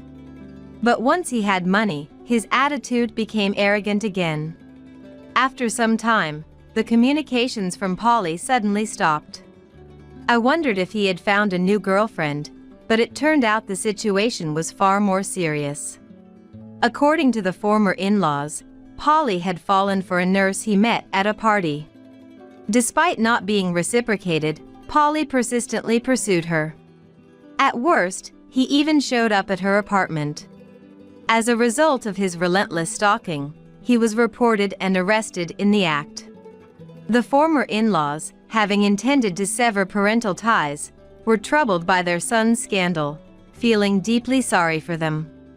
Being a parent is tough. No matter how much you try to distance yourself, you're still responsible when something happens. Despite causing so much trouble for his parents, Polly seemed unrepentant. During the interrogation, It was true love, he kept insisting. This led to a judgment that he was not remorseful, and his release was delayed. Such a man is better off cooling his head in prison for a while. After all, a penniless man in his 50s chasing such ideals will only cause annoyance. Now, I live elegantly in a mansion in France with Mike. Still not accustomed to the environment and not fluent in French, I'm not working yet. However, I can't stay unemployed forever, so I'm attending French lessons. Once I'm proficient in the language, I plan to help out with Mike's company. As time passed, Cedric graduated from university. He then moved here to work at Mike's company. In fact, Mike had called him over with the intention of making Cedric his successor. It was lonely being apart from Cedric for 4 years, but now we can live together forever. This thought fills me with joy. Now that I've become quite fluent in French, I assist with Mike's company and work as a cooking class instructor locally. Though my marriage failed, my life in France is very fulfilling. Despite being in my mid-40s, this is an ideal environment to enjoy life. I've decided to forget my past self, who worried about being plain and unpopular, and live positively. After all, there's still so much more to come. Surely, Mom in heaven is watching over me. a housekeeper who doesn't even cook is grounds for divorce, right? Benjamin, my husband, punched me in the stomach. I don't think he put much force into it. But that's where my precious baby is. Hey! Stop it! I was so surprised by Benjamin's unexpected behavior that I overreacted. Seeing this, Benjamin let out a cheerful laugh. If you don't like it, just make lunch already. See, even the kid is saying, "Poor daddy, starving because of mommy." Okay, I get it. Just stop. Just don't hit my stomach. I screamed almost like a shriek, and finally, Benjamin stopped his hand. I'm tired. Just do as you're told from the start. Make it quickly, right now. Satisfied with his own words, Benjamin looked up with content. And then, he froze as he looked at the computer screen in front of him. What? Somehow, I got off the chair, kept Benjamin at bay with scissors nearby, and said, "This time, I won't let you make excuses. Well, not that you'll need to." This has to be a lie. I won't let him get away with excuses this time. I'll expose his true nature for sure. My name is Evelyn, I'm 29. I work at an electronics manufacturer, but I'm currently on maternity leave, so I'm almost like a housewife. I say almost because there's a reason. I do some chores and participate in irregular remote meetings. That's the only thing I insist on. The reason is, I handed over the project I was involved in to my junior when I got pregnant. I wanted to know the progress, so I insisted on participating. But I hardly ever speak up, it's more like I'm just observing. Still, I was happy to participate and know how the project is progressing. But that's just working for free. It's a waste of time, you should quit. The one grumbling with dissatisfaction is my husband, Benjamin. He's 36, 7 years my senior. Originally, he was my boss at work. Benjamin, competent at his job, was always relied upon by those around him. Furthermore, I was struck by his kindness and guidance, and before I knew it, I was drawn to him. It was considered lucky to have married someone like Benjamin, and many envied us, but after we got married, he changed. Don't say things like that. My job is just doing odd jobs and attending meetings, you know? Sometimes, I'm just observing. That's a waste of time. If you have time like that, why don't you clean the room? I've noticed dust accumulating under the furniture lately. Benjamin pointed at the gap between the TV stand and the floor. That spot can't be cleaned without crouching down. Now in my last month of pregnancy, it's utterly impossible to crouch with this belly, making it hard to breathe just from walking. So, indeed, I've neglected cleaning in some areas. I do what I can, but I'm sorry. Normally, a wife's parents would come over to help with the housework at a time like this. But you don't have that, do you? Benjamin said this with a sigh. My heart ached. My parents died in an accident 10 years ago. It's been 10 years, but it still feels like just yesterday. Yet, Benjamin carelessly belittles me for not having parents like now. And I always ended up apologizing. I'm sorry for causing you trouble. Then, Benjamin would always smile with satisfaction. You're lucky to have married such a generous man like me. I never thought I'd marry an ordinary woman with no special qualities like you, Evelyn.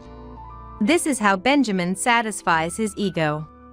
It's a daily repetition of sarcasm and boasting. He wasn't like this before we got married. Maybe it's common for both men and women to change after marriage. Sadly, Benjamin has a very good public image, so when I complain to others, they don't believe me. I get irrelevant responses like, "You're just being spoiled," or "It's nice to have someone so reliable." I could have endured it if it were just as everyone says. I could just ignore it. But lately, I've been at my wit's end with Benjamin returning from work. When the doorbell rings from evening to night, that's the signal of his return. Even if I was in the middle of housework, I would stop everything and rush to the entrance. And while watching the door open, I'd hope, "Please, let Benjamin be in a good mood today." When he's in a good mood, it's just reports of the company's doing well or I landed a contract. The problem is when he's in a bad mood. Arg, so annoying. Acting all high and mighty just because they're a client. Those outdated fools. As soon as he enters the entrance, Benjamin is stomping around, angry. "We welcome back." He throws his bag at me and heads to the shower, cursing me under his breath. This whole routine terrified me. When this continued day after day, I even considered divorce. I first talked to a coworker, but they didn't believe me. "Benjamin? That's hard to believe. You're exaggerating. Look, you're pregnant and probably just tired, right? Maybe you need a change of scenery?" It was as if they were saying I was the one being unreasonable. Sadly, I understand where my coworker is coming from. The Benjamin we worked with was perfect in everyone's eyes. Always smiling, gentle in his words and actions, and calm. It's hard to believe that he could change like this. I wouldn't have believed it myself in the past. Maybe it's just temporary. Perhaps he's just irritable because he's busy and tired. I decided to think positively. It's not like he's physically harmed me. Though my body tenses up when he throws things or yells, he's never hurt me. I'm sure someday Benjamin will be as kind as before. That's what I hoped and prayed. No one believes that Benjamin could change like this. But there was one person who might believe me. That was my uncle, Daniel. My grandparents live far away, and my parents have passed away. After the accident, I was left alone, but I had one relative I could rely on. That was my father's brother, Daniel. He had moved to New York before my father, so by chance, he lived close to our family. Daniel looks, honestly, intimidating. He's 6 feet 3 inches tall and well-built, so just standing there can be imposing. But on the inside, he's incredibly kind and wonderful. When I was young, Daniel would often play with me in place of my busy parents. Back then, I thought Daniel was unemployed. He spent that much time with me. I think he doted on me like I was his own daughter. Actually, I was the first one to ever hold Evelyn, you know. Daniel and my father would often joke and compete like that. So, after my parents passed away, it was Daniel who supported me. He took care of most of the arrangements while I was in a daze. When I couldn't even bring myself to eat, he'd make tasteless oatmeal or pasta that would fall off the fork with just a touch. It wasn't delicious, but I remember I ended up eating it anyway. It was also Daniel who found me a job when I dropped out of college after my parents' accident. I feel bad for using your connections. To my hesitation, Daniel kindly said, "Don't get it wrong, it's just an introduction. How you works from here on out is up to Evelyn. I won't know anything about it. What I couldn't repay to my parents, I want to repay to Daniel." That was my goal. I had endured living with Benjamin, who only spewed verbal abuse, but one day, Benjamin finally raised his hand to me. It might not have been intentional at first. I knew I had to be careful that day because Benjamin's mood was worse than usual. But I was also feeling unwell and didn't have the energy to deal with it. So, when Benjamin complained about everything, the dinner menu, my face, my expression, the housework, I accidentally muttered under my breath, "Ah, enough, so annoying." The moment those words left my mouth, I could feel the room freeze over. This is bad, I've done it now. I need to apologize quickly. I started to apologize immediately, but it was too late. A magazine flew right past my face. Benjamin, in his anger, threw it at me. Hey! What did you just say? Did you just tell me, who's tired from work, that I'm annoying? Hey! From there on, it was useless to say anything. Benjamin started throwing whatever was nearby, one after another. Fortunately, it seemed he still had some reason, as he only threw light or thin items. Having done it once, the barrier to doing it again must have lowered. From that day, even though he wasn't using much force, Benjamin started to raise his hand over trivial matters. Scared, I thought of consulting Daniel. Actually, Daniel works at the same company as us. He introduced me to this company because he could be more accommodating if it was his own company. Benjamin never mentioned Daniel, so he probably doesn't know we work for the same company. But I had introduced him before, so he was aware of Daniel as part of my family. I was sure Daniel would believe me. I had something like a conviction about it. But, unfortunately, Daniel was on an overseas business trip at the time. Concerned for me. I can listen over the phone if that's okay, Daniel said. For a moment, I thought of leaning on him, but knowing Daniel. If he found out about my situation, he might fly back. That wouldn't be fair to the company or Daniel. Reluctantly, I decided to wait for Daniel's return. I tried consulting coworkers and friends, but no one believed me, as expected. Moreover, somehow, the fact that I was talking about Benjamin reached him. Benjamin then said, "I meant it as a form of affection." He apparently said this with a lonely smile. Everyone completely believed this excuse. As a result, I was treated as just a woman with an overactive imagination. One day, while I was working in the room as usual, Benjamin came in. Today is unusually a work-from-home day for Benjamin as well. I knew in advance because he told me. "I'm hungry, where's lunch?" Benjamin said, almost like he was throwing the words at me. "Oh, just wait a bit. I'm working right now." Huh? Benjamin let out an annoyed tone. With that voice, I immediately understood. Here it comes. The usual thing. I braced myself in an instant, preparing mentally. Usually, it's an arm or a leg. And then, Benjamin, with an unpleasant smirk, approached me. "A housekeeper who doesn't even cook is grounds for divorce, right?" Benjamin punched me in the stomach. I don't think he put much force into it. But that's where my precious baby is. "Hey! Stop it!" I was so surprised by Benjamin's unexpected behavior that I overreacted. He had never laid a hand on my stomach before, no matter what.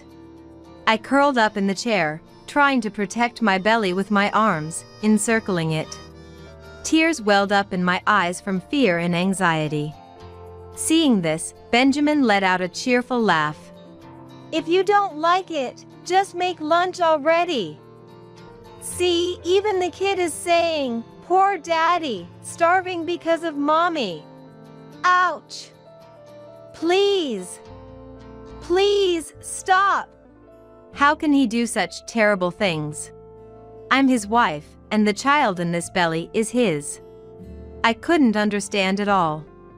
"I don't want to do this either, you know? But what can I do? It's because you won't make lunch. Right? Poor daddy, huh?" Even as he spoke, Benjamin's hand didn't stop. He kept hitting my stomach over and over, relentlessly. Resisting was difficult while sitting in the chair. I could only focus on defending myself. Okay, I get it. Just stop. Just don't hit the stomach." Screaming almost like a shriek, Benjamin finally stopped his hand. "I'm tired. Just do as you're told from the start. Make it quickly, right now. Satisfied with his own words, Benjamin looked up contentedly. And then, he froze as he looked at the computer screen in front of him. What? Somehow, I got off the chair, kept Benjamin at bay with scissors nearby, and said, "This time, I won't let you make excuses." "Well, not that you'll need to. This has to be a lie." The one to respond to the flustered Benjamin, turning pale, was someone on the computer. I wish it were a lie.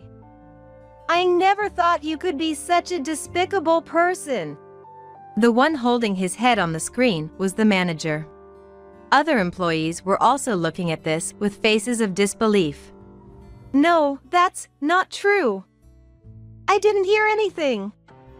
That's right. I was framed. I was deceived. Trying to ingratiate himself, Benjamin clung to the computer. That sounds terrible. I told you, didn't I? I'm working, so wait a bit. I haven't lied or deceived anyone. So, then you should have clearly said you were in a remote meeting. Then I would have. Benjamin started to say, but caught himself. He was about to say, "Then I wouldn't have hit you." Benjamin, who cares so much about his public image and how he's perceived by society. The cunning and sly Benjamin wouldn't even utter a harsh word at the company, let alone raise a hand. That's why no one believed me when I complained. I felt a sense of despair at that time. But then I thought a bit. If they wouldn't believe me, I needed proof. Knowing there was a remote meeting while Benjamin was working from home, I had secretly plotted to expose his true face. I just hadn't expected him to aim for my stomach. That was a lapse in judgment on my part. Anyway, everyone at the company is a witness now. You can't talk your way out of this. I want a divorce. I don't want to see your face ever again. But, Evelyn, I can't without you. As Benjamin let out a pitiful voice, the doorbell chimed.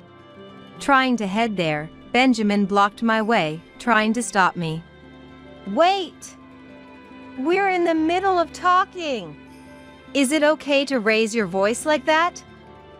The computer is still connected, you know? Distracted and flustered, Benjamin let me slip by him towards the entrance. But just before I could get away, he caught up and grabbed my arm. Stop! Let go! This spot is out of view from the computer, perfect. Hey, we need to come up with an excuse together. Should we say it was a prank? That's the safest bet. It'll be more believable coming from you, so you tell everyone. No way! I'm tired of watching your face, being worked like a slave, and living in fear. Help me. Just as I screamed inside, I heard a noise from the entrance, and then the door burst open, and someone entered. Seeing who it was, I collapsed on the spot in relief. Are you okay, Evelyn? Daniel. It seems Daniel was secretly participating in that meeting too. He must have rushed over immediately after seeing the video. It was fortunate that the entrance door was unlocked. Are you hurt? How's your stomach? Daniel rushed to my side and pulled me away from Benjamin as if rescuing me. Then, shielding me with his own body from Benjamin, he hid me behind his back. Thanks to Daniel's broad back, I couldn't see Benjamin anymore. Likely, Benjamin couldn't see me either. Daniel, Evelyn's uncle, right? Long time no see. Peeking around Daniel's back, I saw Benjamin trying to force a smile and nodding in greeting. Daniel straightened up and looked down at Benjamin. Being considerably taller, Daniel made Benjamin look very small and frail. Evelyn, can you stand? You should rest on that sofa over there. Ignoring Benjamin, Daniel supported me and moved to the sofa. Sitting down provided some relief. Benjamin tried to approach me, but Daniel stopped him with a threatening look. After you rest a bit, let's go to the hospital just to be safe. That's an overreaction. It was just a little nudge. That's part of affection, a couple's touch. How could anyone think that way about what happened? You be quiet. We'll have a thorough discussion once we've confirmed that Evelyn and the baby are safe. Don't worry, the meeting was recorded. So you saw that because you're with the same company. Benjamin made a fist in frustration and fell silent. Evelyn, you married quite the man. I felt sorry facing Daniel's stern look and sigh, unable to say anything. The hospital visit confirmed that the baby was fine. Relieved, I felt my whole body relax. Then, Daniel, Benjamin, and I decided to head to the company. Daniel said, "Think of the baby. Leave the rest to me." But this was a matter between Benjamin and me. Even if it's Daniel, I couldn't leave everything to him. We could have postponed it to another day, but knowing Benjamin, the more time he had, the more likely he was to come up with something. Now in the last month of pregnancy, with labor possibly starting at any time, it was best to resolve this quickly. I am a mother. I have a duty to ensure this child can be born into a safe environment. Upon arriving at the company, we were immediately led to a separate room. Daniel must have contacted them in advance. The employees present at the meeting must have also given their testimonies. In the large conference room were the meeting members, Benjamin, Daniel, and me. I took my bag from Daniel and pulled out the divorce papers. I had gotten them from the municipal office a long time ago and kept them in my bag. Benjamin looked puzzled for a moment, but then forced a troubled smile. I admit I did things that could be misunderstood. It's my fault too, so I'll accept the divorce. I have no problem with the compensation in the divorce court, and I'll pay child support. Perhaps because he was in front of everyone, Benjamin seemed unusually understanding. His acceptance made the conversation progress smoothly. However, when we reached a certain point, Benjamin froze. You want me to resign or transfer? Yes. I plan to return to work after my maternity and parental leave are over. It wouldn't be good for either of us if you were still here. That's why. I actually want you to leave. Benjamin stared at me intently and nodded. I see. But what does the company think? What are you trying to say? Not to boast, but I believe I'm a valuable asset to the company. I have good performance. No issues with interpersonal relationships. Plus, I have a wide network among peers and clients. Indeed, the outwardly competent Benjamin could be considered an ace at the company. He was what you'd call a key player. He was so well regarded that it was said it was only a matter of time before he became an executive. On the other hand, you, for better or worse, is just an ordinary female employee. Oh, I'm not trying to belittle you. Just stating the facts. I understand. Moreover, as a mother of a young child, inevitably you'll take more leaves. You'll probably end up inconveniencing the company, coworkers, everyone. This was something I had considered since becoming pregnant. Without parents, I had no one to rely on.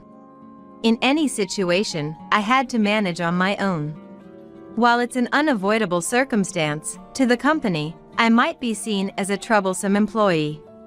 I couldn't help but understand what Benjamin was trying to say. He implied that the company would choose him, the valuable ace, over me, who brought the inconvenience of potential risks, even though he had caused this issue. See?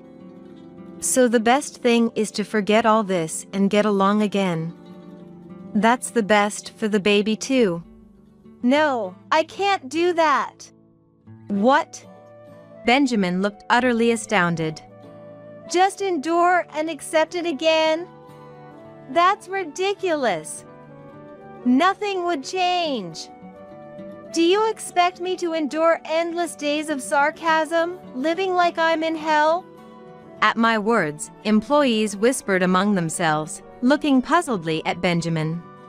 Especially the female employees glared at him coldly.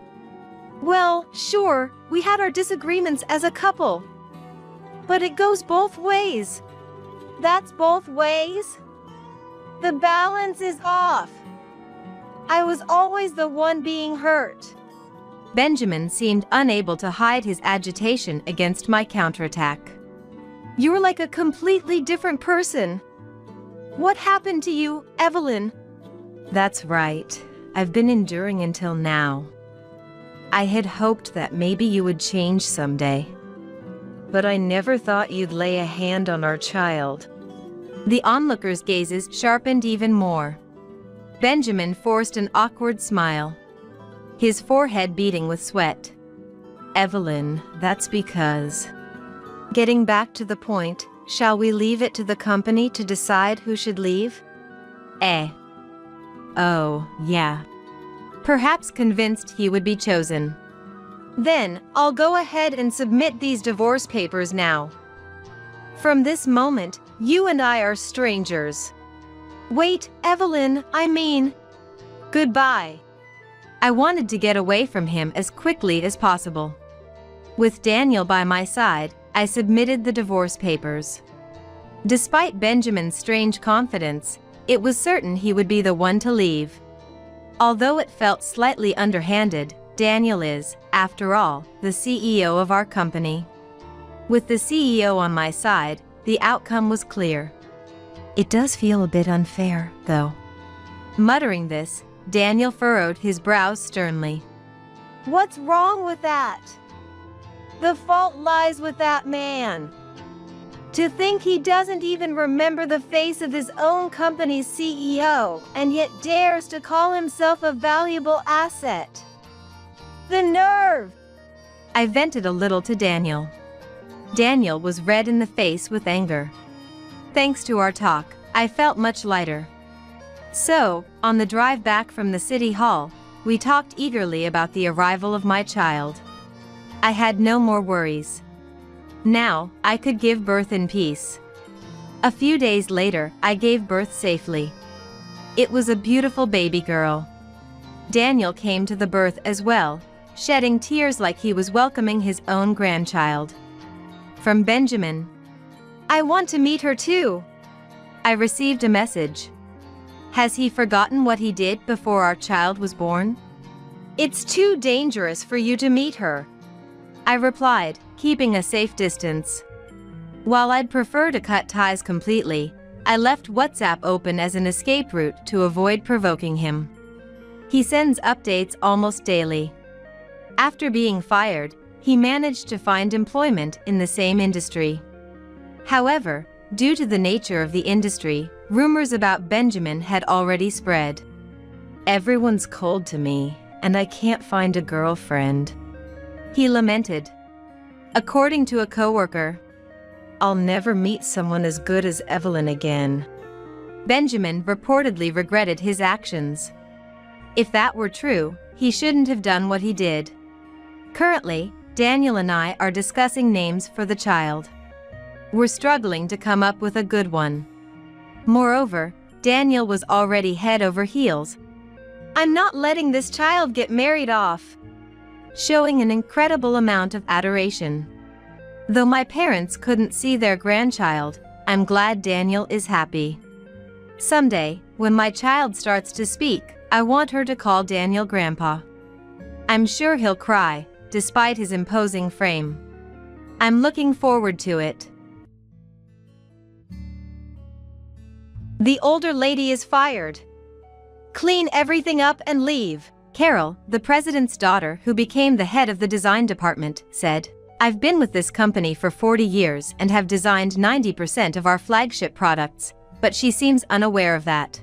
So, I decided to take action. I'll clean everything up nicely before leaving," I said, and then wiped all my PC data and resigned. As a result, Carol faced an unexpected turn of events. I'm Victoria Simmons, 62 years old. I work in the design department of a stationery manufacturer. I've been here since I was a fresh graduate, for 40 years, and I'm still active even after retirement age. I strive not to be outdone by the younger ones. I lost my husband 10 years ago, and my daughter lives alone. It's hard to say this about myself, but I've designed 90% of the company's flagship products. Therefore, I believe I hold significant value to the company. Stationery is wonderful. It's about dreams.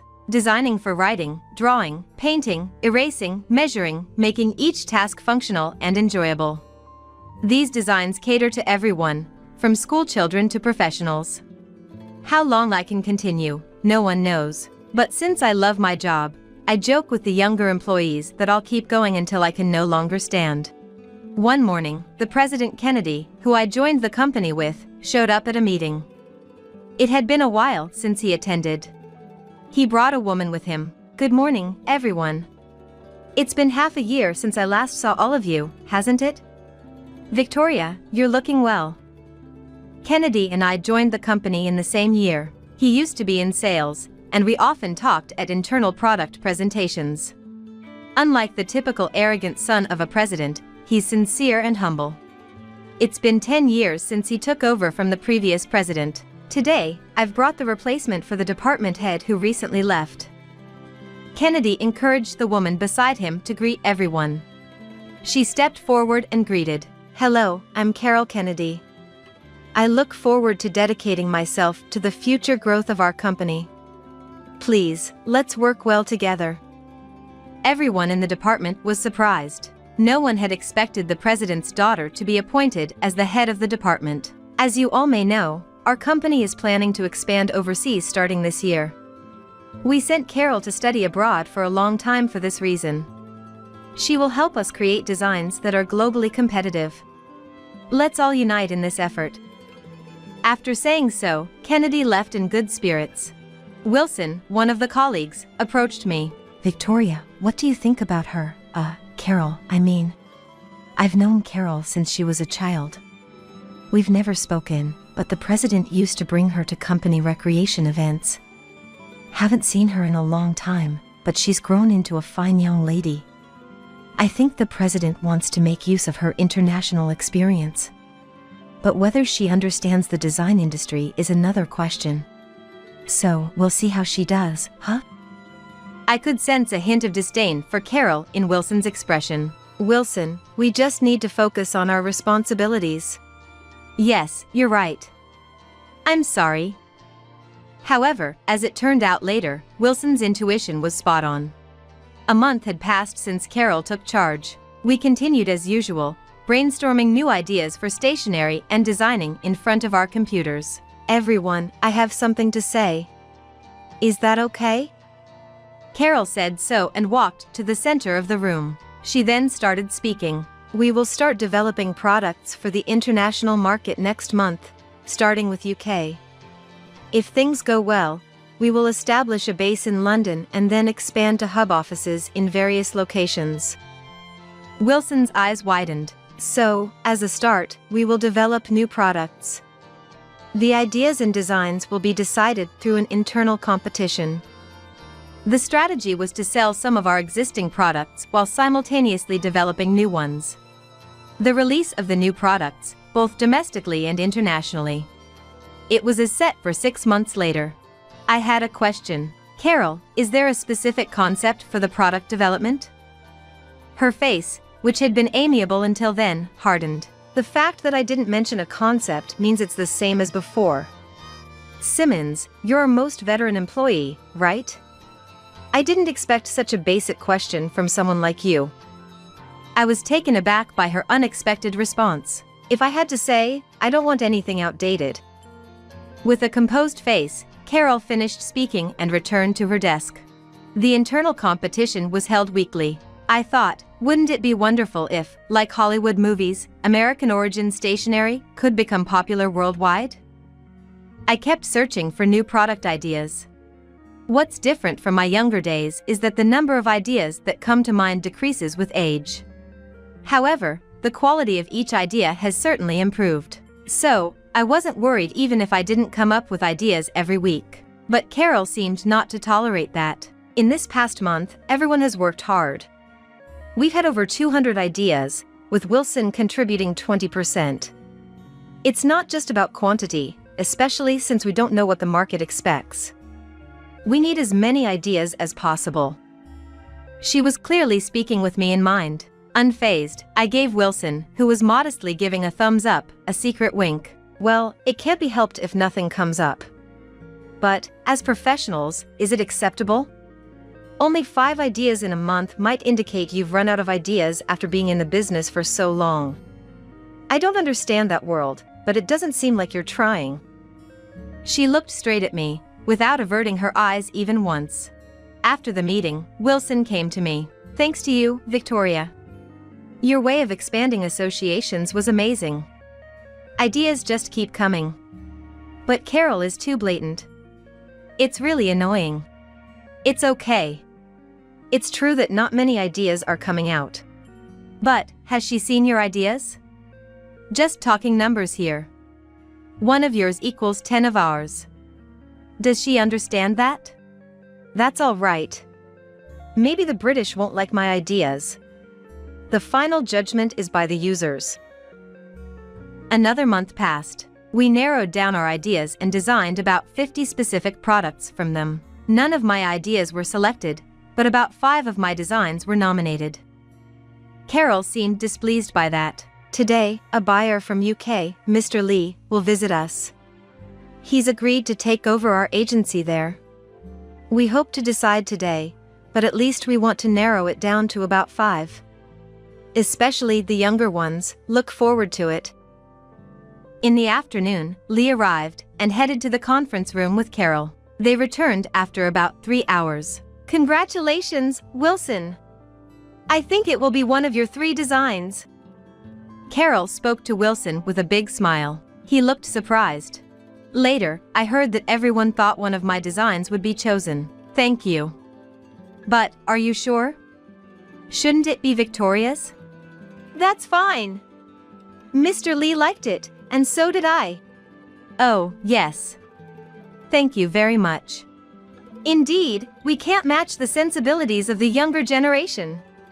Simmons, it's unfortunate, but that's how it is. Carol said that with a spiteful look. That might be true. I have no hard feelings about Wilson being chosen. In fact, I'm genuinely happy for him. It's wonderful when my colleague makes their mark in the world. I spoke from the heart. Then, Carol's face flushed with anger. That's so irritating. What's with this saintly act of yours?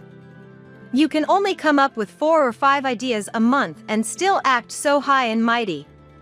Do you think everyone respects you just because you've been here the longest? Her words were unexpected. I never thought she saw me that way, but at the same time, my anger was ignited. Excuse me, but how much do you actually know about design? Do you remember the process of selecting everyone's ideas and designs? None of the works you favored are left in the final selection. You lack a professional's eye. You don't understand our struggle. At that point, she lost her composure. Oh dear. To think you'd say such things to me. I'm a manager, you know? She approached me. Her eyes bloodshot. You're done here as of today. The older lady is fired. Clean everything up and leave. I was surprised by her sudden change, but I felt no resistance to her command to leave. Though I thought her remark about being an older lady was uncalled for. I understand. I'll clean everything up nicely before leaving. But I'm worried about what happens next. What are you talking about? Worrying about what happens after you leave? Don't pretend to care. The department will rejuvenate, and the young energy will keep coming. It's all good. She laughed triumphantly, looking as if her anger had subsided. I'm relieved to hear that. I'll start right away. I said emotionlessly and began clearing my belongings. There was nothing particularly important to keep or hand over, so I discarded almost everything. I saved my designs on my memory stick, wiped the PC data, yes, erased everything.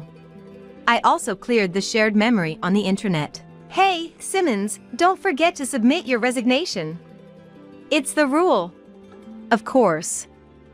After saying that, I immediately wrote my resignation letter and handed it to her. She remarked, "Wow, that was quick," and took it with a refreshing smile. I tried to appear relieved, but I couldn't tell how she perceived it. Then, until the end of the day, I went around bidding farewell to my colleagues. That night, they hastily organized a farewell party for me. Surprisingly, it turned into a chorus of criticism and complaints about Carol. I became increasingly worried about the future of the design department. The next morning, I woke up to bright sunlight. It seemed I had gotten drunk last night, for the first time in many years, so much so that I couldn't remember when last I had felt this way. I had forgotten to close the curtains on the east-facing window and slept through. Suffering from a rare hangover, I groaned while heading to the kitchen. I grabbed a bottle of water from the fridge and gulped it down. Then, I sat on the living room sofa, feeling blank. My mind was empty, but that was a sensation I hadn't felt since my student days, which strangely made me a bit happy. However, old habits die hard. Despite not feeling hungry, I thought I should make breakfast. "Take it easy, you have all the time now," I said to myself and chuckled. Then I thought of calling my daughter and visiting her. "Right, I should do what I've always wanted to do," I muttered. Just then, my mobile phone rang. It was Kennedy. "Good morning, Mr. Kennedy. What's the matter? Calling so early?" "It's not about what's the matter, Victoria. I tried calling you last night too. Never mind that. Could you come to the office, please?" "But I resigned as of yesterday." "Just come, please. This is an order. I'll be in my office." All right. An order, that's not something one says to someone who has resigned. Yet, I thought, if he's insisting so much, it must be something urgent. I soothed my aching head with hot coffee, gulping it down as it cooled. Then, I called a taxi and headed to the office. "Excuse me." I knocked and entered the president's office. "Good morning. Sorry for calling you in so early." Kennedy wanted to hear about what happened yesterday.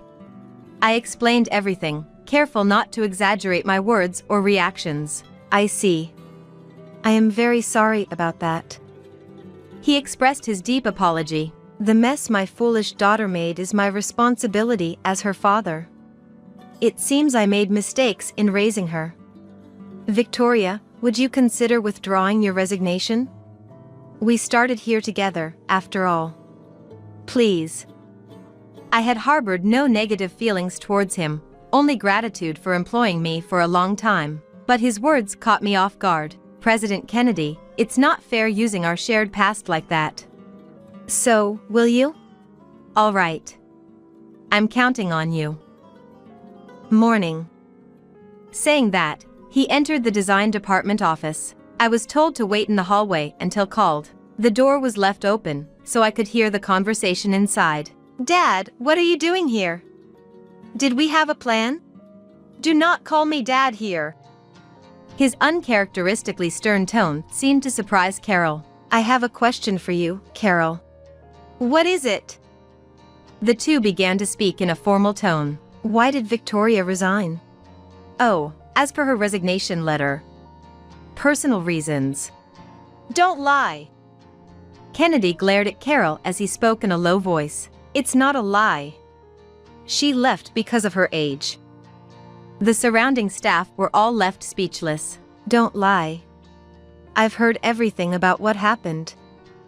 In that instant, Carol glanced sharply at the employees. "Someone spilled the beans," and muttered under her breath. Suddenly, Kennedy raised his voice. "Don't make a fool of me." Carol stood up, startled, her eyes wide open. "Victoria." I was called and immediately entered the room. Carol's eyes were so wide open, it seemed they might fall out. "Carol, I heard it from Victoria. You don't seem to understand what you did." She seemed to have calmed down a bit. Even so, she took a deep breath before proceeding. How do I know if her story is true? Fool!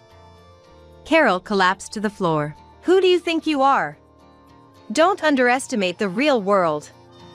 Listen, you don't understand Victoria's value to our company at all. The conversation had turned into one between parent and child. It's not just about how long she has worked, Carol said defiantly. Kennedy was completely exasperated. How dare you? Victoria has been faithfully serving for 40 years, designing 90% of our flagship products. She's the backbone of our company. Without her, the design department would fall apart. She's irreplaceable. You, on the other hand, are easily replaceable. Understand? Carol was at a loss for words, but she bit her lip and glared at Kennedy. Then you should have told me that. How am I supposed to know if no one tells me? She spoke like a petulant child, and laughter could be heard from the staff. Carol glared at them. Seeing that, Kennedy turned towards the staff. Everyone, I am truly sorry. This incident is my responsibility as her father. That's right, I never wanted to be in this department in the first place. Dad is to blame. I thought my blood vessels might burst. You are unbelievably hopeless. Kennedy and Carol both looked surprised, caught off guard. I had made up my mind. Carol, let me be clear. You are not cut out for a managerial role. In fact, you have a fatal flaw as a professional. Your conversation with President Kennedy just now proves it. You may have forgotten, but you called me an older lady. And as I've said before, your judgment in design is non-existent. It's hopeless.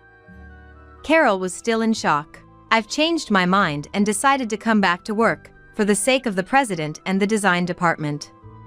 I've chosen to cherish my passion. I then said to Kennedy, I'm sorry for my outburst. He shook his head and replied, Not at all. Thank you. Carol was biting her lip in frustration again, this time looking down. Then, a phone call came. It was for Carol, but after a moment of hesitation, Kennedy answered it. The caller was Lee. Kennedy listened, nodding and showing surprise at times, and eventually said, That's fine. I apologize for the inconvenience. We look forward to continued cooperation. He hung up. It was about the selection of the design. Lee said that although my design was his top choice, he reluctantly went with Wilson's due to Carol's strong insistence and persuasion. He found it hard to discard my design and thus reached out.